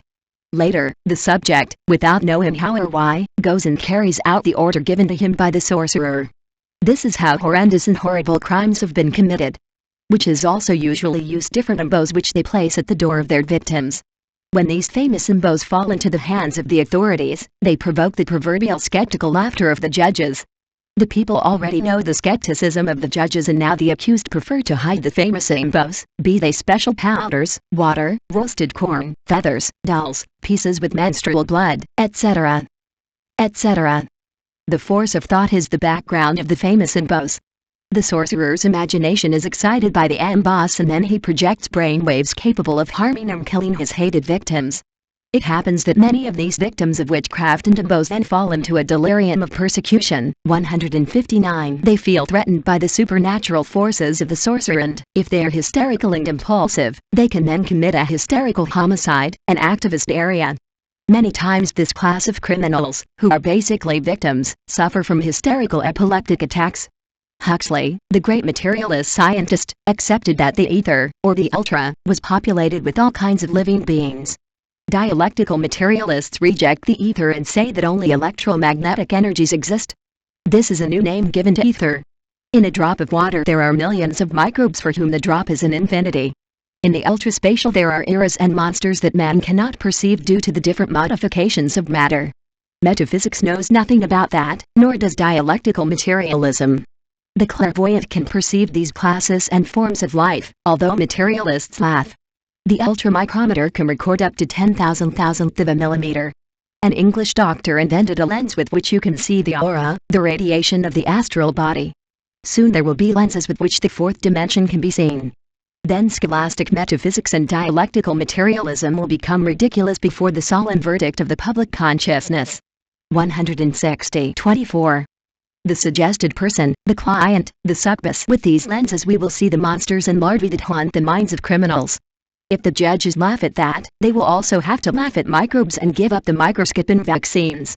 Logic invites us to think that if there are physical microbes that damage the physical body, there are also mental microbes that damage the mind, larvae, incubi, succubi, basilisks, dragons, etc. etc. Within a while those kinds of mental microbes will be visible to everyone.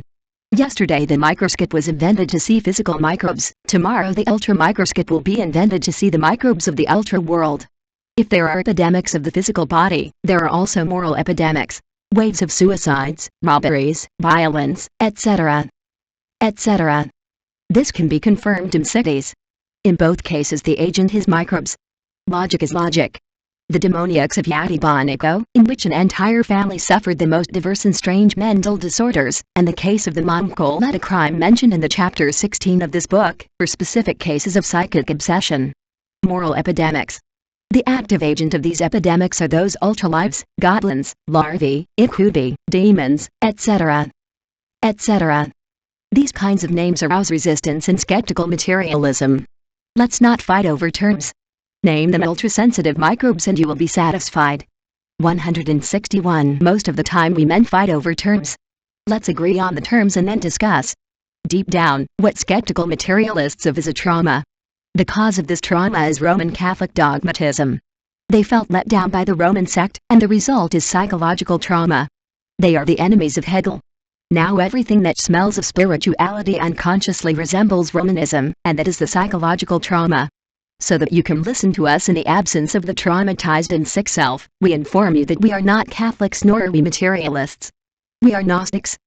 Gnoscus means knowledge, wisdom. Let us therefore study ultrasensitive microbes. The unhappy Seer medium woman in chapter 16 was mentally obsessed by the sorcerer or baruta. Does the term bother you again? Are you afraid of believing in witches? Then be afraid of microbes. What if we called witches microbes, and if we called the latter witches? Question of terms. True. So why fight? Let's analyze without preconceptions. The medium and the entire family in the Mongol case were obsessed by larvae, goblins, witches, etc. Ultrasensitive microbes that will soon be visible when the optics advance towards the ultra. A leper also has his body invaded by the bacillus. 162-24. The suggested person, the client, the succubus Hansen's, and a tubercular patient has his lungs invaded by Koch's bacillus. So we must analyze and reflect. Ultrasensitive microbes can obsess the mind and drive man to crime. There are two types of epidemics, types of diseases. The physical and the psychic. Ultimately everything comes down to the atom, and the atom is a trio of matter, energy and consciousness. We need to investigate how the intelligences of the atom behave. In Pasteur's time they also did not accept bacilli and laughed at the wise man, because he disinfected surgical instruments. What is so strange then that they now laugh at the Gnostics because we accept the existence of ultrasensitive microbes? Things of the time. When optical science advances, then they will be our best defenders. That has always been the course of history. The famous imbos of witches are contagious, poisonous substances. These substances are true ultrasensitive microbe carriers that can significantly affect the victim's organism and drive them to madness and death. If the medical science of this century does not know that, it will know it later. The sorcerer's impulses are very dangerous bacilli-carrying substances. 163. The causa of the Mongol case was a psychic epidemic. Prisons are full of mentally ill criminals. Firm as ultrasensitive microbes made the mind sick and drive man to crime. Millions of criminals feel innocent and there is still no mental parallaxia, nor mental health offices. There is a lot of talk about physical culture, but there is a lack of institutes for psychic culture. Air currents are admitted to be true carriers of infectious bacilli, but it is ignored that mental currents are also transmitters of mites. Ultrasensitive crobia capable of harming, sickening and killing. The case of Moncoletta is that of a mental infection transmitted by the mental currents of a witch. The victims fell into prison and death, but the secret murderer remained unpunished. He did not fall, he was saved by hiding among the skepticism of the judges. Cases of psychic obsession must be studied by forensic psychiatry. The prisons are full of mentally ill people. There is no doctor for these unfortunate people. Thousands of criminals are innocent. Forensic psychiatry needs to be expanded. For every disease there is its specific antidote. Witches do not reform with external culture. No patient is cured with an incompatible remedy. We couldn't cure typhus with measles remedies. Each in 164-24. The suggested person, the client, the succubus disease needs its special antidote. Witchers reform with their special antidote. That antidote is hidden wisdom. Gnosis, yogism, theosophy, Rosicrucianism, etc.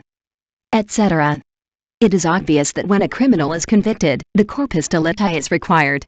It is also necessary to justify the corpus delicti in accordance with all the legal forms established by the criminal procedure codes. A man cannot be convicted of the crime of black magic if the corpus delicti is not known. Nor could he be convicted if the corpus delicti, if known, has not been duly justified in accordance with the forms established by the criminal procedure codes. When a citizen is accused of the crime of black magic, when a citizen is identified as a black magician, the body of the crime must exist, and that body of the crime must have been duly justified in accordance with criminal procedures. When a citizen is accused, when he is identified as a black magician, without the corpus delicti, without a criminal record, just for the sake of it, without judicial evidence, the accuser falls into the crime of slander and defamation of honor. People who dedicate themselves to oculist studies, theosophists, Rosicrucians, Gnostics, ajas, etc., etc., constantly fall into the crimes of slander and public insult, defamation of honor, etc., etc. 165. These brothers must be a little more careful with their tongues, because they are frequently falling into the crimes of slander and public insult, defamation of honor, etc., etc. Saying that so-and-so brother or so-and-so sister or black magicians is a crime of slander and insult, and also defamation of honor. Spiritual brothers must learn to restrain their tongues. By their fruits you will know them. Each person is known by his works. A citizen without a criminal record cannot be a black magician. A gentleman or a lady who fulfills his or her duties as a father and mother, and who pays his or her debts, and who has not killed, robbed, injured, etc., cannot be a black magician. Skeptics of materialism laugh at all these things. Leaving aside the fanaticism of the materialist sect, we Gnostics say the following: he who laughs at what he does not know is on the verge of being an idiot. When a man of science mocks Asian yoga or esoteric Buddhism, he is on the verge of being an idiot. Thanks to the practical science of the West, technical progress has been achieved in the field of forensic psychiatry has been revolutionized. The practical, experienced and demonstrated science of the West allows us to put physical matter at our service. The practical, experienced and demonstrated science of Eastern Yoga allows us to awaken the senses of internal perception, with which we can 166-24. The suggested person, the client, the succubus here, touch and feel the fourth dimension. When man expands his senses of perception, he receives new scientific information that increases his wealth of wisdom. Esoteric science is the fundamental basis of nature. When Western and Eastern science are absolutely united, man will then have found a truly integral, total culture, free of fanatical sectarianism. Today the science of criminology is stagnant with the superstitions of the fanatical materialist sect. 167-25. The Aligned. Chapter 25. The Aligned. It is impossible to know the fundamental cause of all mental imbalance without psychiatry expanded with theosophy, Rosicrucianism, Hermeticism, yogism and high Gnostic esotericism. Psychiatry expanded in this way can discover and cure the aligned. We learned about the case of a young woman who fell into the state of being mad and furious. That young woman was admitted to a sanatorium for 6 months. There he was subjected to the classic medical treatments. Dicks with the famous electric touches, diet, etc. All of that turned out to be a complete and utter failure. This young woman writhed like a snake, foamed at the mouth, uttered incoherent words, etc., etc. We, the students of expanded psychiatry, set out to study the case in depth. We found the following symptoms. Delirium. He really had abnormal ideas. These were strange psychopathic delusions, delusions of persecution. She believed she was wanted by the police and sentenced to death. She felt accused and wanted for theft, etc. 169. In the exploration of the patient's psyche we found anxiety during delirium. Angry physiognomy and sometimes full of terror, or melancholy. In the background of his social evolution it appears that his entire childhood and adolescence, as well as his youth, developed normally at home and at school without anything strange having occurred. He has no symptoms of wounds or anything like that. The psychopathic personality is of a totally schizoid type, abnormally introverted. The great wise men are introverted, but not schizoid. Normal introverts. The patient's schizoidea belongs to the hypersensitive and also hyper-emotional form. The schizoid personality type described by Kretschmer is difficult to explore for psychoanalysis. The inner life of these subjects is a constant mystery. The schizoid type is hermetic, contradictory, sometimes very sensitive, charitable and tender, other times very cold, cruel and indifferent. The patient had some self-aggression with a suicidal complex.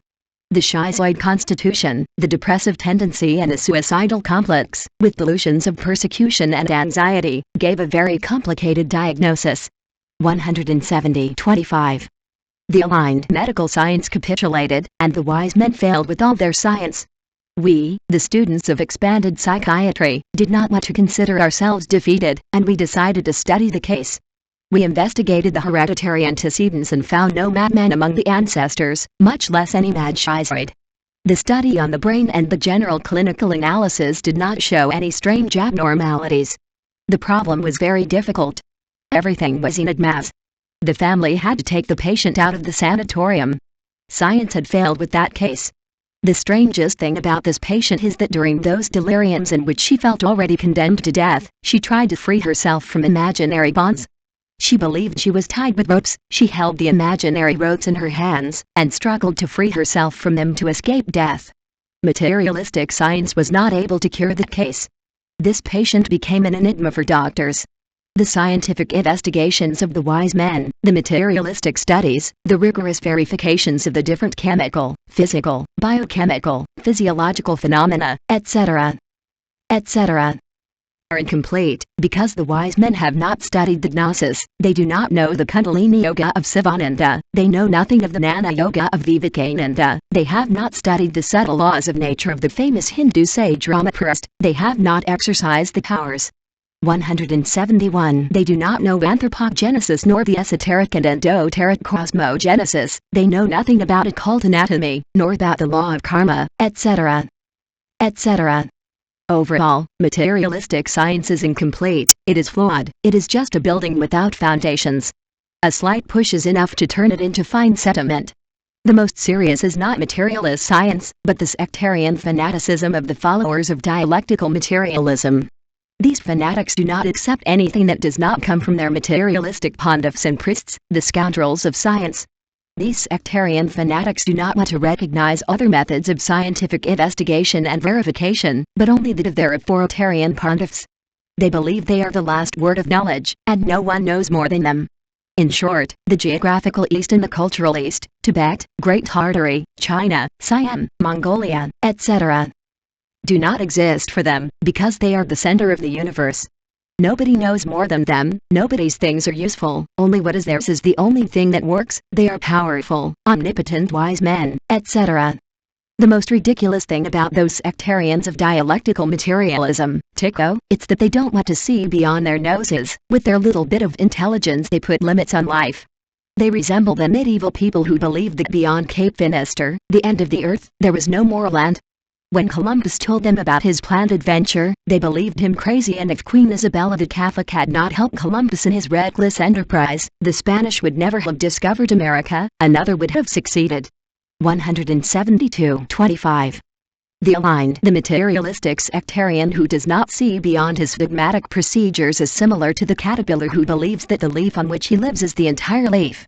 She ignores that above and below there are many leaves of the tree where she lives. Above and below the limits of external sensory perception there are worlds that the sectarian materialist ignores. The worst part is that these sectarians are not only ignorant, but they also ignore that they ignore, they are doubly ignorant. We Gnostics have not reached the point of arguing that materialist scientific research is of no use. What we condemn is the fanaticism of the materialist sect. It is logical that scientific investigation of the phenomena of matter is useful to man, but materialist science is not all science, nor are the rigorous procedures of scientific investigation and verification of the Western world and of the materialist wise men, either.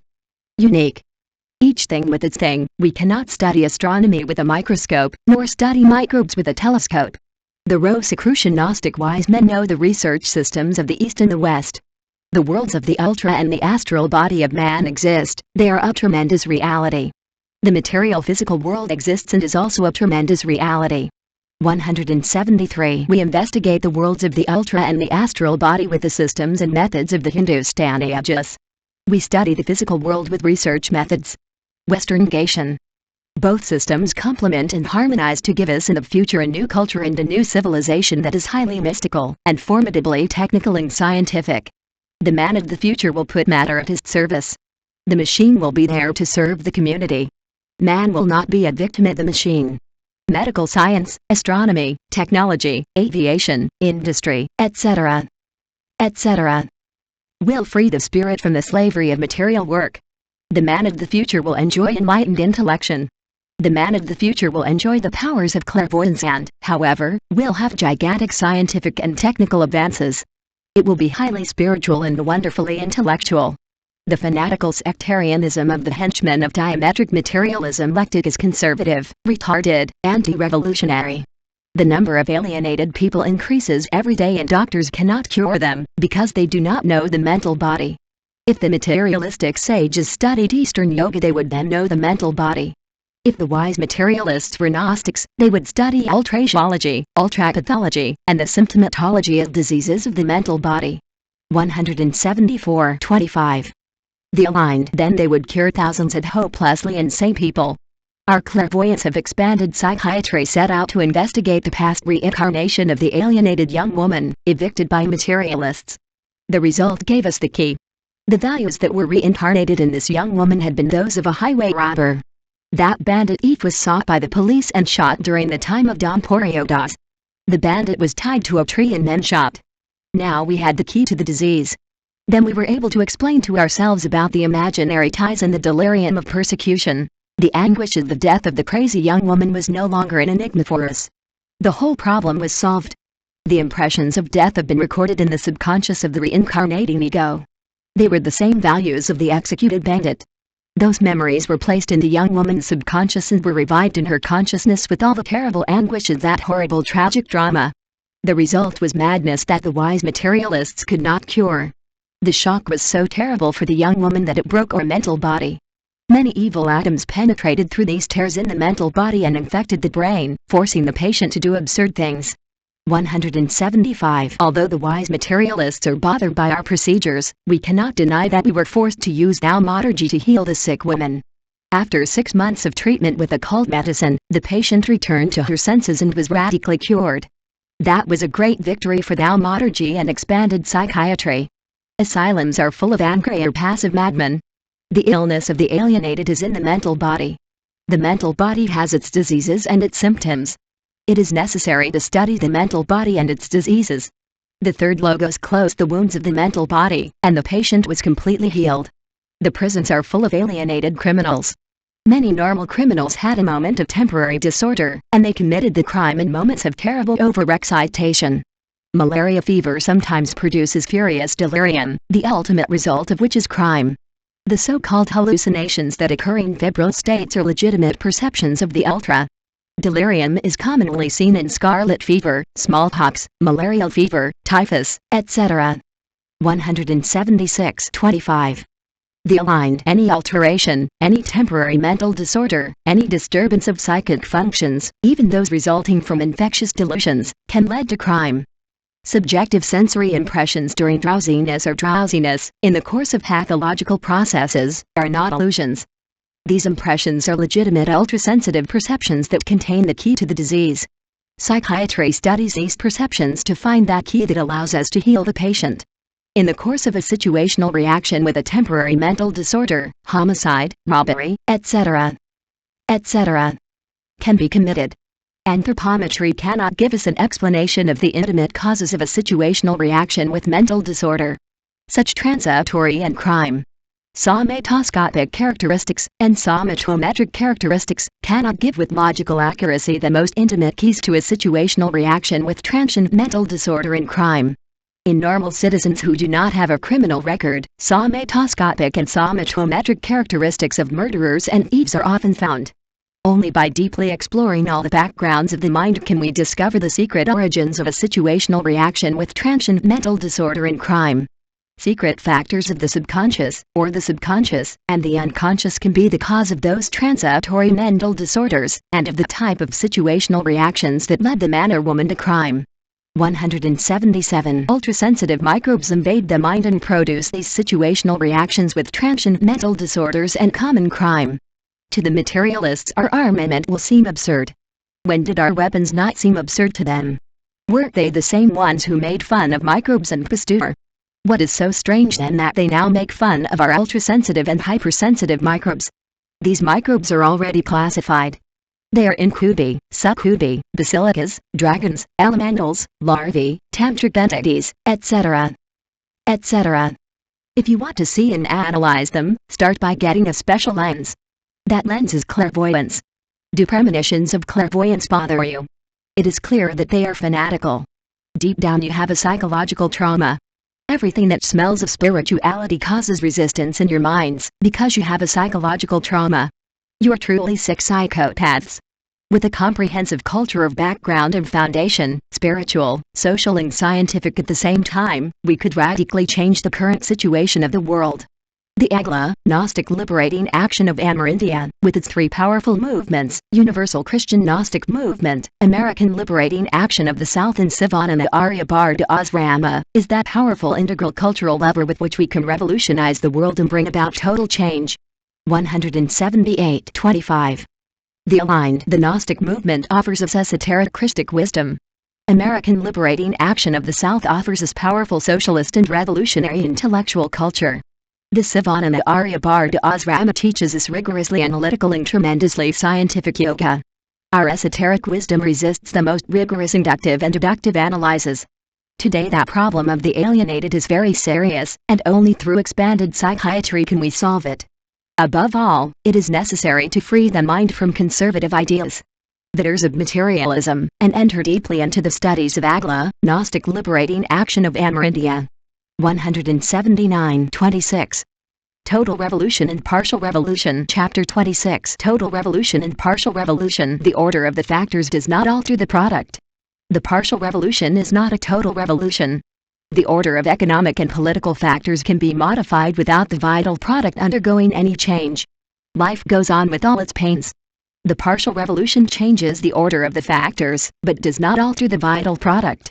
Human beings continue to torment themselves mutually. We do not like partial revolution, we want total revolution. Only by dissolving the self, the ego, will we have total revolution. The self sabotages and damages the revolutionary order. The self forms conflict between the revolutionaries.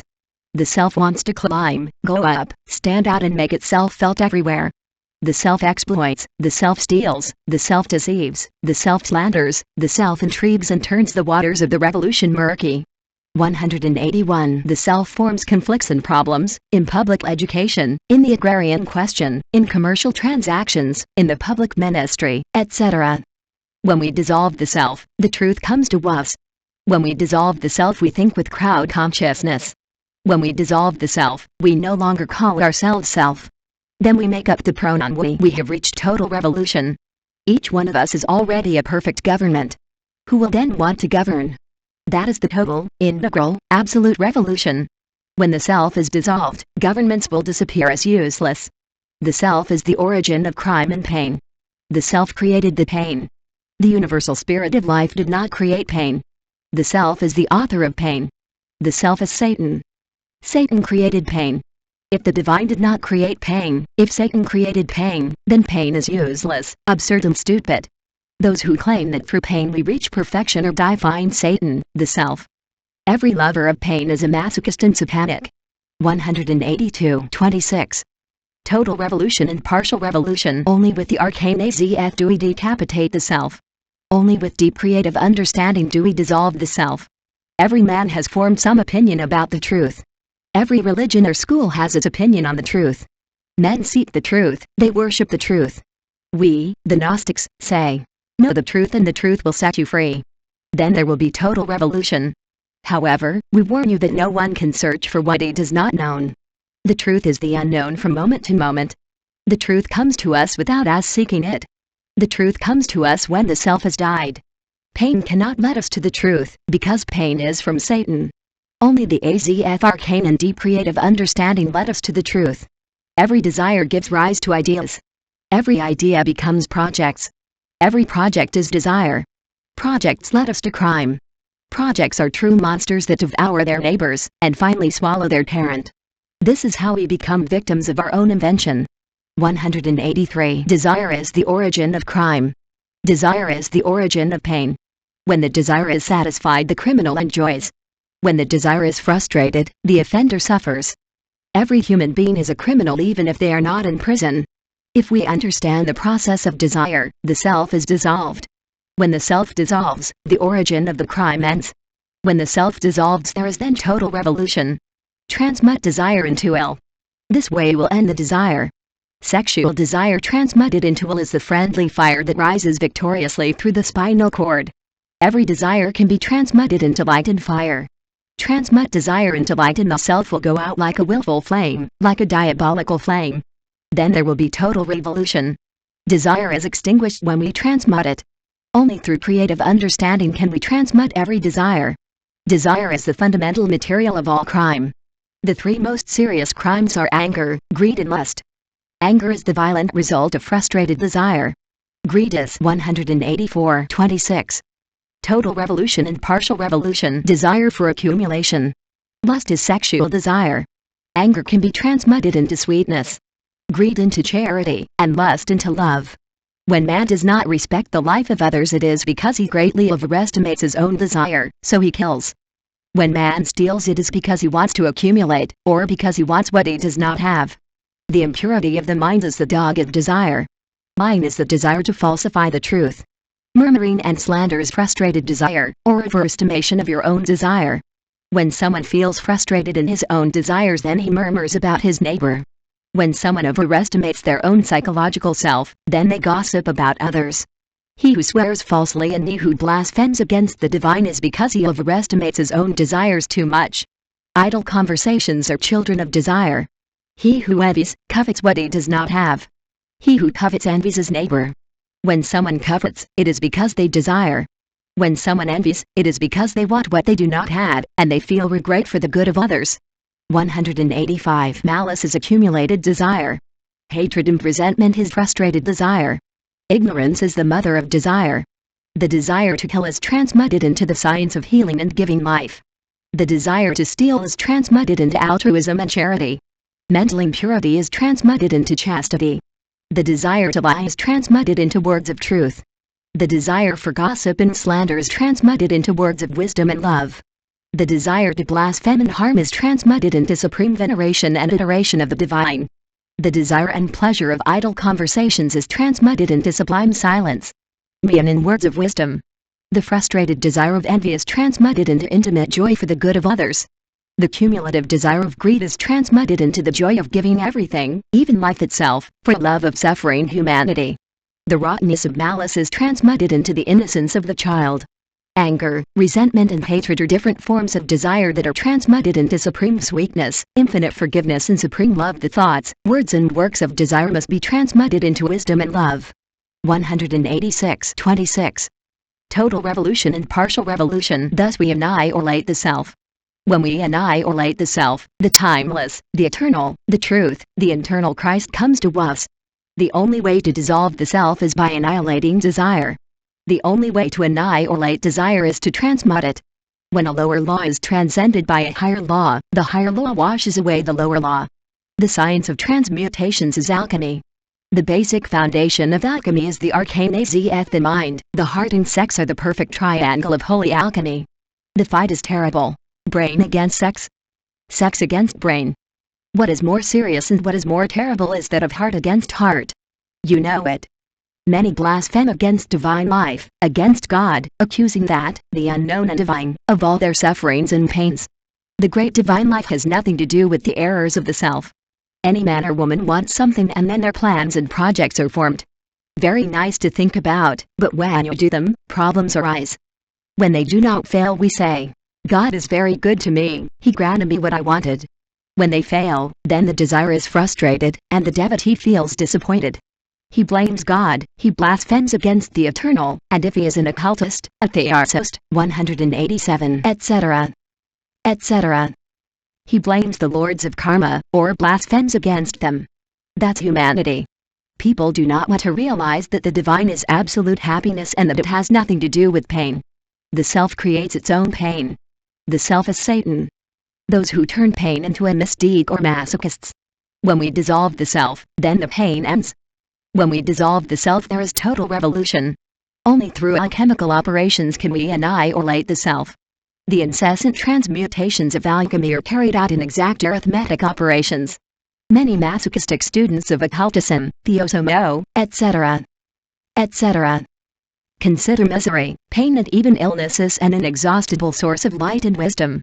Those poor people worship the self. Those people are Satanists.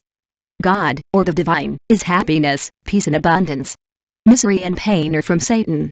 Others hope that through evolution and time they will one day reach perfection. Those are even worse, because they want to perpetuate Satan throughout the centuries. 188:26.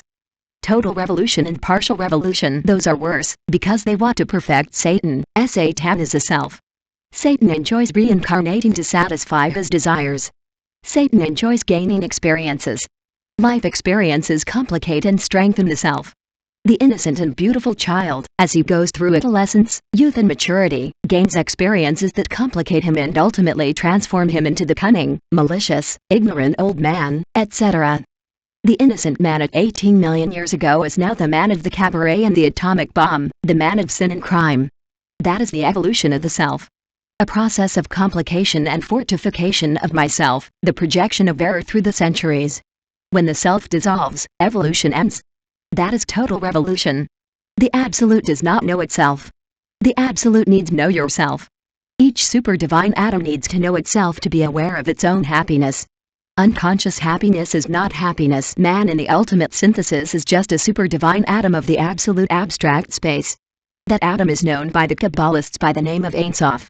189. It is urgent to know that the Ein Sof sends a spirit to the world of matter with the purpose of acquiring what is called self-awareness of his own happiness. When the spirit, after passing through the mineral, vegetable and animal states of consciousness, reaches the human state, it can return to the Ein Sof, and merge with the Ein Sof. Then the Ein Sof becomes aware of his own happiness. Unfortunately, man allows himself to be confused by matter and by the fatal voices of desire. Then the self is born. The worst misfortune is the continuity of the self. Satan reincarnating becomes complicated. The reincarnating Satan suffers the consequences of his own mistakes, karma. The Satan is born in time and dies in time. Satan is time. Wanting to perfect Satan is absurd. Wanting to free ourselves over time is worshipping Satan. God, the divine, the truth is timeless. With the great pain of Satan, man organizes mystical schools. Man turns pain into a mystique. That is masochism. 190:26. Total revolution and partial revolution. From a mistake we formed a complicated theory of evolution. The man made a mistake when he ate the forbidden apple. Then the self was born, the Adam's apple is sex. Since then the error has been reincarnated. This is how the pain continues. Only in incessant transmutations do we dissolve the self. Then evolution ends. That is total revolution. The economic and political revolution is a partial revolution. We need total revolution. After the absolute death of the self, the spirit of man returns to his inner star that has always smiled upon him. That star is the super divine atom of the absolute abstract space. The spirit of man is the ray of that inner star. That lightning bolt was caught by the horrible dragon of desire. When the lightning is freed from the horrible beast of desire, it returns to its inner star. Then the star is aware of its own happiness. The lightning bolt returns to its star, climbing Jacob's symbolic ladder. In its return the ray acquires angelic, archangelic, seraphinic consciousness, etc. etc. 191. The divine hierarchies are the result of tremendous interior revolutions. Partial revolution is pain in another form. We need the total revolution. Total revolution is supreme happiness. 192. 27. Intellectual Criminology. Chapter 27. Intellectual Criminology. Intellectual Criminology is so deep and complex that millions of volumes would be required to study this subject. We will only allow ourselves to touch on a few points. Intellectual criminology is contained in books, magazines, bull circuses, cinemas, brochures, etc. etc. There are pornographic magazines in different countries that prostitute the minds of young women and men. When a pornographic representation comes to mind, the unconscious captures that representation and with it creates its concepts of content. The content concepts elaborated by the unconscious are the exact result of the quality of the representation. The ego traps the representation in the unconscious background of the mind and elaborates its content concepts with it. In the world of the cosmic mind, content concepts are translated into semi-conscious images. Those are the egos of the mental world. 193. On the plane of the cosmic mind the self fornicates and commits adultery with those images. That is the prostitution of the mind. Nocturnal pollutions are the morbid result of mental prostitution. There are also magazines of failures. In these magazines, women advertise themselves, asking for a husband, tall, short, fat, slim, with money, etc. etc. Many young ladies follow this ultra-modernist example. That's mental prostitution. And the result is very serious. The exchange of letters begins. You'll love someone you don't know. Projects are forged in the day that couples meet, then comes the inevitable failure. Ladies who have never been prostitutes, dignified, honest ladies, allow themselves to be deceived by modernism, and fall into the crime of mental prostitution. If a clairvoyant studies on the mental plane the love advertisements and all those magazines, he will then be able to see houses of prostitution. Each such advertisement corresponds in the mental world to the horrible bedroom of a mental brothel. Every clairvoyant is amazed to see those brothels on the mental plane. Inside each bedroom of those horrible dens there is a prostitute lying down. Men go in and out of those bedrooms. Each magazine advertisement corresponds to one of those chambers. 194. 27. Intellectual criminology. The woman who placed the notice is lying in her bedroom. That is prostitution of the mental plane. True love has nothing to do with those brothels on the mental plane. Thousands of young ladies and distinguished ladies are being perverted by these kinds of magazines. True love always begins with a flash of sympathy, is substantialized with the force of affection, and is synthesized in supreme infinite iteration. True love is natural, without artifices, like that of birds, like that of the fish of the immense sea, like that of the elusive savage in the impenetrable jungle. Another very serious intellectual crime is that of bullfighting. We see the first symptoms of seriousness in the Grangas, who in the climax of emotion throw even their panties or underwear at the bullfighter. It is ridiculous to see women's shoes and all kinds of clothing falling into the ring. Those women look crazy. Violent emotion causes temporary mental disorders. Reverse. Violent emotion is a function of the instinctive self. The result of violent emotions is antisocial and highly criminal acts. Violent emotions cause instantaneous psychological trauma. 195. The violent sensation of bullfighting produces internal criminal reflections in the background of the mind. Criminal mental reflections evolve in the psychobiological terrain of the human subconscious. The secret cause of criminal sadism is the internal criminal reflections that evolve in the realm of the subconscious. There are three kinds of emotions: light, optimal and siderendi. The first does not achieve total alteration of the mind. The second puts the sensual imagination into play, inhibiting intellectual analysis. Then we see the hystero-emotive episodes, like those of the black masses in the Middle Ages. The hystero-emotive episodes of bull circuses and those of black masses during the Middle Ages are similar. In both cases, there is uncontrolled screaming, women throw their clothes, intellectual analysis disappears, etc. The third kind of emotion annuls all reasoning and the victim falls into a state of coma, stupor, emotional saturation. Many times in the bull ring some very sensitive people fall deprived and senseless.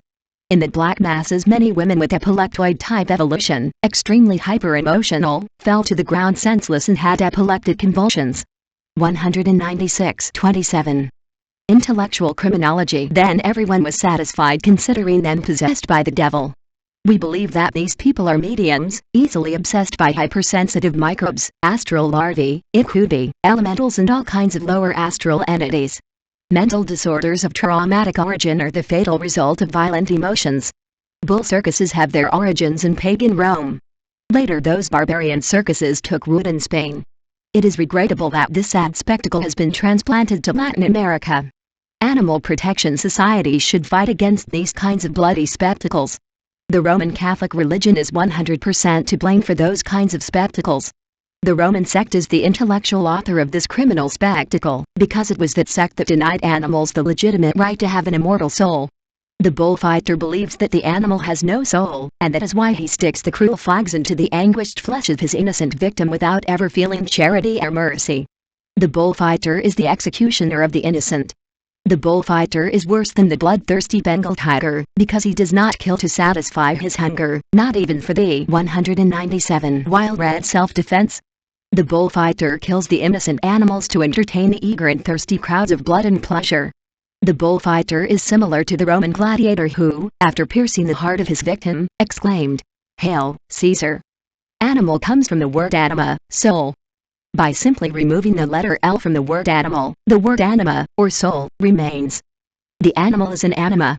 The soul of the animal is the elemental, innocent and beautiful. Every atom is a trio of matter, energy and consciousness. The consciousness of every atom is always an intelligent elemental. If materialists are not able to see these elementals, it is because they do not yet know the scientific procedures. Things that allow us to see them. We do have special methods to see these creatures. Chores. The atom is really a true internal planetary system. Quite small. These planetary systems of the atom are composed of ultra-atomic ternaries that rotate around their centers of gravitation. 198.27. Intellectual criminology. The atom with its alpha, beta and gamma rays is a trio of matter, energy and consciousness. Hegelian materialist monism says that force and matter are the same thing. The materialist Hegel assures that consciousness is latent in everything that exists and that he says we must look for it in our brain cells. We go further, because we know the hidden anatomy and the astral body. Cosmic consciousness is reflected in the entire panorama of the universe. We know that cosmic consciousness works on force, and the latter acts on matter. The coordinates of all biological, physiological, atomic, etc. phenomena. They are intelligent. All direct intelligence is conscious.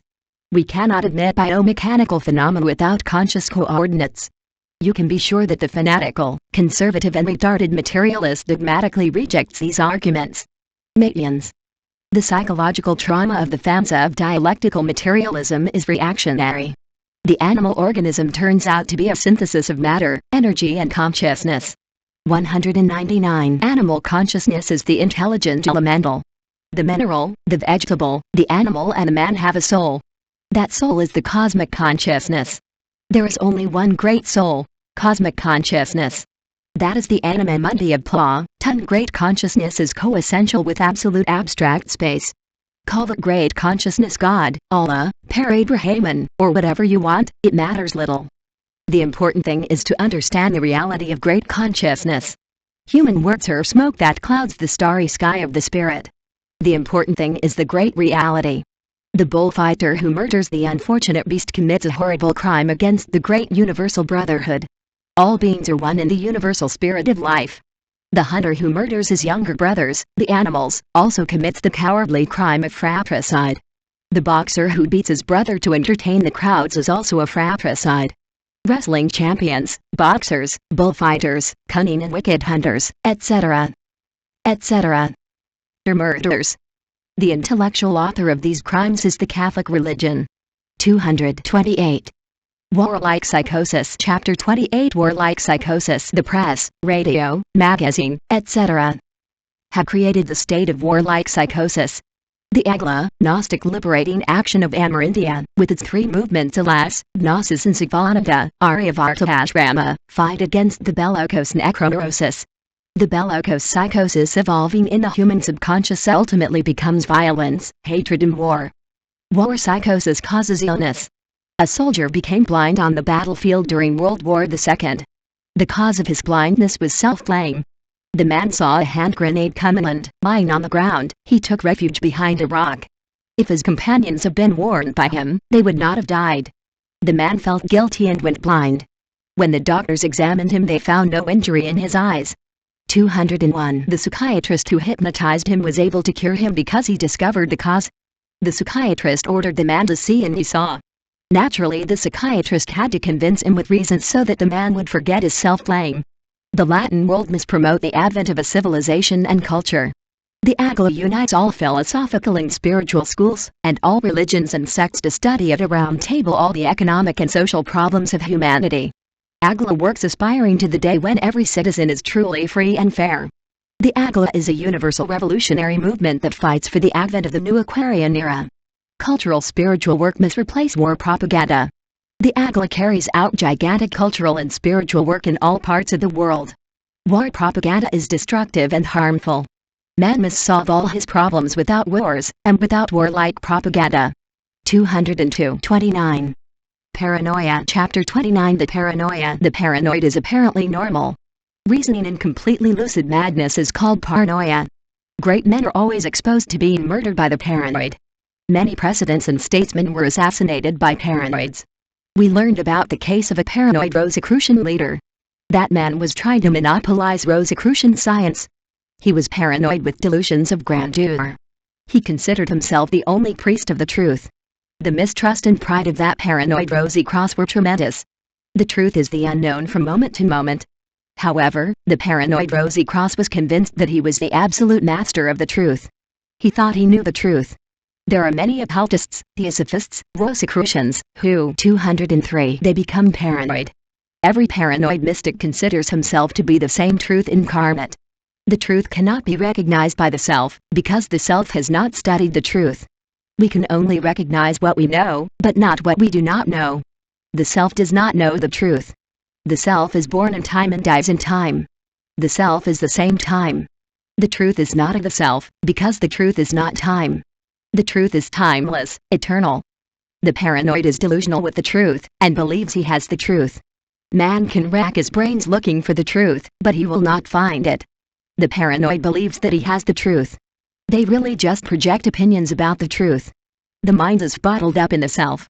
Some fools say that God exists, others say that God or truth do not exist.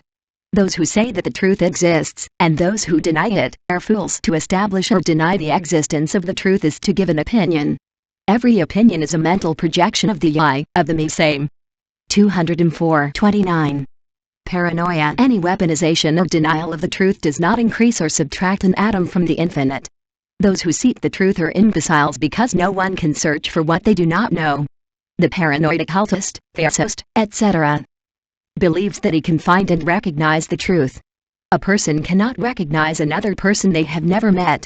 No one can recognize the truth, because no one has known it. Let's not really talk. It's better that we talk about alchemy. Only by transmuting desire into wisdom and love does the self die. Only by dying the self does the truth come to us. Occultists need to guard against falling into paranoia. The delusion of the paranoid is dangerous. Hitler was paranoid. Cervantes' Don Quixote is a living example of what a paranoid person is. The delusional ideas of paranoids do not stand up to logical analysis. Many paranoids like to be inventors. Others happen to be great merchants, distinguished reformers, extraordinary prophets, etc. etc. When we analyze his delirious ideas, we see that they do not resist analysis. 205. When they are shown their mistakes, they are filled with supreme pain. Then they react against the person who showed them the error, accusing them of being unfair, envious, etc. etc. The paranoid Rosicrucian mentioned by us asked for forgiveness from one of his critics, and cried in confusion. When he was required to recant in public, he then reacted by accusing his critic. That's what paranoids are like. Occultists, theosophists, Rosicrucians must study sacred science without losing their mental balance. Unfortunately, many esoteric students become paranoid. They commonly feel like reincarnations of Jesus Christ, Buddha, Muhammad, Marie Antoinette, Napoleon, etc. Thus they become Quixotes, truly paranoid. That is the danger of esoteric studies. Many esotericists are assailed by delusions of grandeur, they consider gigantic things, etc. They are filled with malice and distrust. They believe that everyone is bewitching them. They slander others, accusing them of being black magicians, etc. etc. That is the paranoid theosocian occultist, etc. The paranoid who has not studied these doctrines thinks that he is descended from Napoleon, or from some very famous counter-genius. 206-29. Paranoia. He assumes he is a superman. He feels like a great businessman, etc. etc. In Mexico, the case of a paranoid man who murdered many women was known. He eventually ended up in prison when it was discovered that he had murdered his girlfriend, the daughter of a lawyer. This paranoid man buried his victims in the garden of his house. In the penitentiary he stated that he only needed one more victim to find the secret with which human beings could mock death and never die. Those are the paranoids.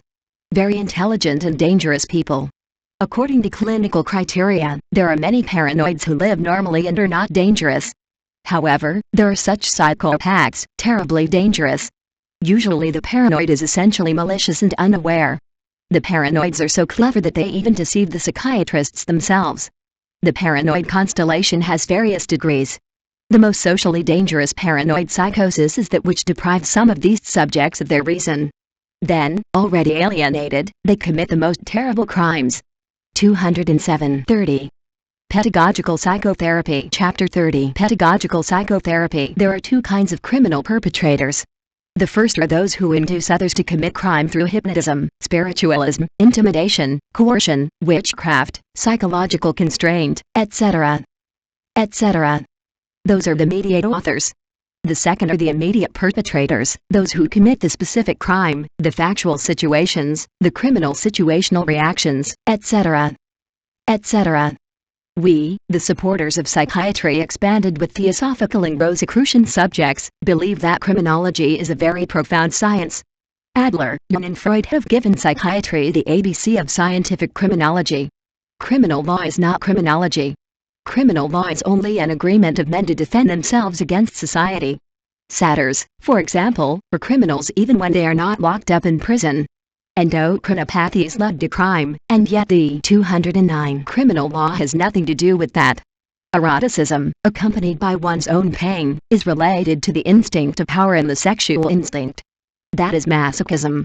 The sadist inflicts pain on his sexual partner to feel pleasure. These forms of sexual perversion constitute what we call agarmagnia. The power instinct and the sexual instinct are related to the diencephalon, and the gray cerebral nuclei that control their manifestations. Anger, the origin of so many cases of bloodshed, corresponds to the instinct for power. Love is related to the sexual glands. How many times, both love and anger unite, mix and condition each other until they become a crime. Love and anger, sexual instinct and power instinct have their pluses and minuses in the biorhythm of our internal secretion glands. We recommend the book Biorhythm of the Dr. Krumheller. Love and anger have their mutual transferences in their most capricious psychic combinations. Traumas and nervous shocks often disrupt the functions of the brain and nervous system. Penal, and also that functionalisms of the great sympathetic nervous system, and internal secretion glands. 210-30. Pedagogical psychotherapy. The sexual psychopathic personality has, for example, very complex origins. The deviation of the sexual instinct and the power instinct give rise to schizoid and compulsive psychopathic personalities of infinite variety. Masochistic sadists are the best example of what the deviation of sexual and power instincts means. Masochistic sadists commit the bloodiest crimes that are astonishing for their monstrosity.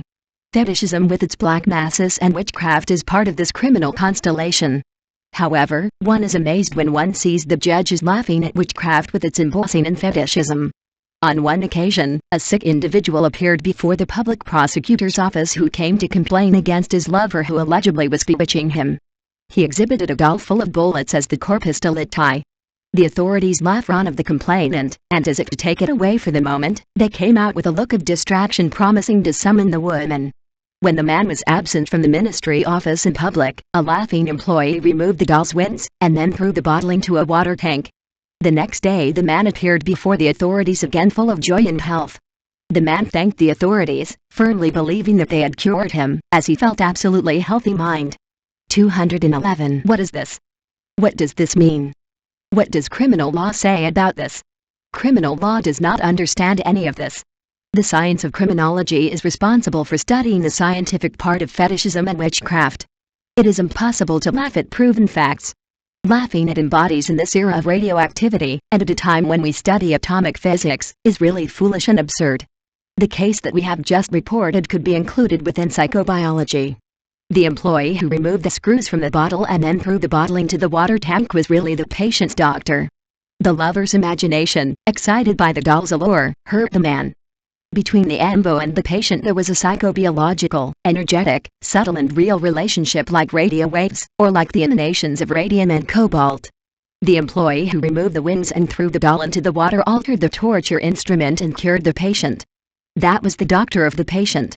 It is necessary to awaken clairvoyance to study psychobiology thoroughly, deeply, at its basis. We need to transcend the barbaric law of talion and study criminology, in the light of expanded psychiatry. 212-30. Pedagogical psychotherapy. We must take into account and study the hereditary self, the unconscious self, the subconscious self, the subconscious self, the epileptoid self, the phenotypic self, etc. etc. We must deeply explore the self in the deepest recesses of the mind, and then organize a transcendental psychotherapy to cure these unfortunate crimina. The law of talion does not reform anyone. The pain is useless. Psychotherapy is needed. Syndromes or psychological diseases must be studied. Criminological diagnoses must be based on expanded psychiatry. Mental alterations must be analyzed on the basis of theosophy. It is urgent to know the mental body. It is necessary to expand forensic psychiatry. Psychobiology and psychopathology must be studied in a didactic manner. The valuable task of Lombroso and Morrow remains incomplete without theosophy. The studies of criminal anthropology perfected by Vervaek when applied to the purely penitentiary system are incomplete when psychiatry is not studied well expanded with theosophical wisdom. A psychosomatic analysis of the offender must be carried out. It is urgent to know the psychosociology of the offender. 213. It is essential to study the criminal's endocrine glands. It is necessary to analyze the purely psychic functions of the criminal's endocrine glands.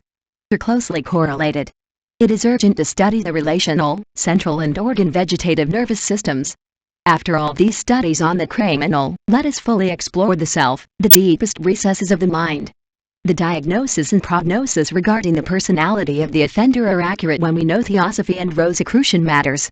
All science is incomplete when the hidden wisdom, that is, gnosis, is unknown. The diagnosis and prognosis of the offender must be exact, because otherwise the law of retaliation would continue. Penitentiaries must become psychiatric clinics, hospitals, universities, schools, workshops, agricultural farms, etc. etc. Psychotherapy is multifaceted. Each criminal needs a specialized teachers. Corrective pedagogical treatment, psychological psychotherapy 214-30. Pedagogical psychotherapy pedagogic, must be carried out by psychiatrists who have truly studied theosophy, Rosicrucianism, Hermeticism, Agism, etc. That is, they are Gnostics. Materialistic psychiatrists fail to reform criminals. They are an absolute failure. Materialism has already failed in Soviet Russia as is being demonstrated by the obvious fact of 15 million Mohammedans living in the heart of Russia. There are practically only 4 fanatics of creole materialism left here living, still at this hour of life, in the 18th century. Good music, lectures, educational and highly spiritual cinema, bathing, walks in the fresh air, healthy sexual life, etc. etc.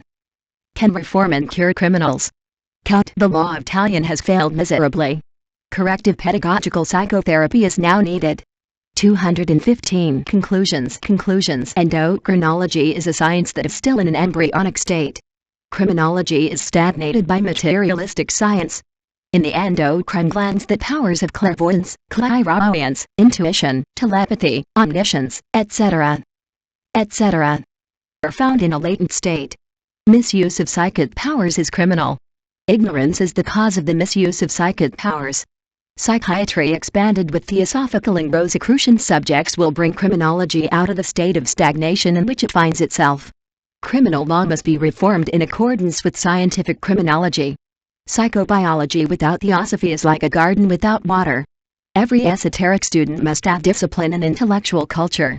217. The occultist without discipline and intellectual culture becomes a criminal. The fair use of powers is a blessing to everyone. Unjust use of powers is a curse for everyone. The ignorant person who wants to educate and develop the psychic powers latent in the internal secretion glands is like the child who plays with dynamite. The occultist without intellectual culture becomes a criminal. Cut. This book is a code of scientific ethics for all Gnostics, Rosicrucians, Aegis, occultists, spiritualists, etc. etc. The esotericist who studies and accepts this book will become a true master of the White Lodge. The occultist who accepts this book as a code of scientific ethics will not fall into the abyss of crime. With this book we open a new field of research in psychiatry and criminology. And 218 Criminology is the written work of Master Samael Aun Weor.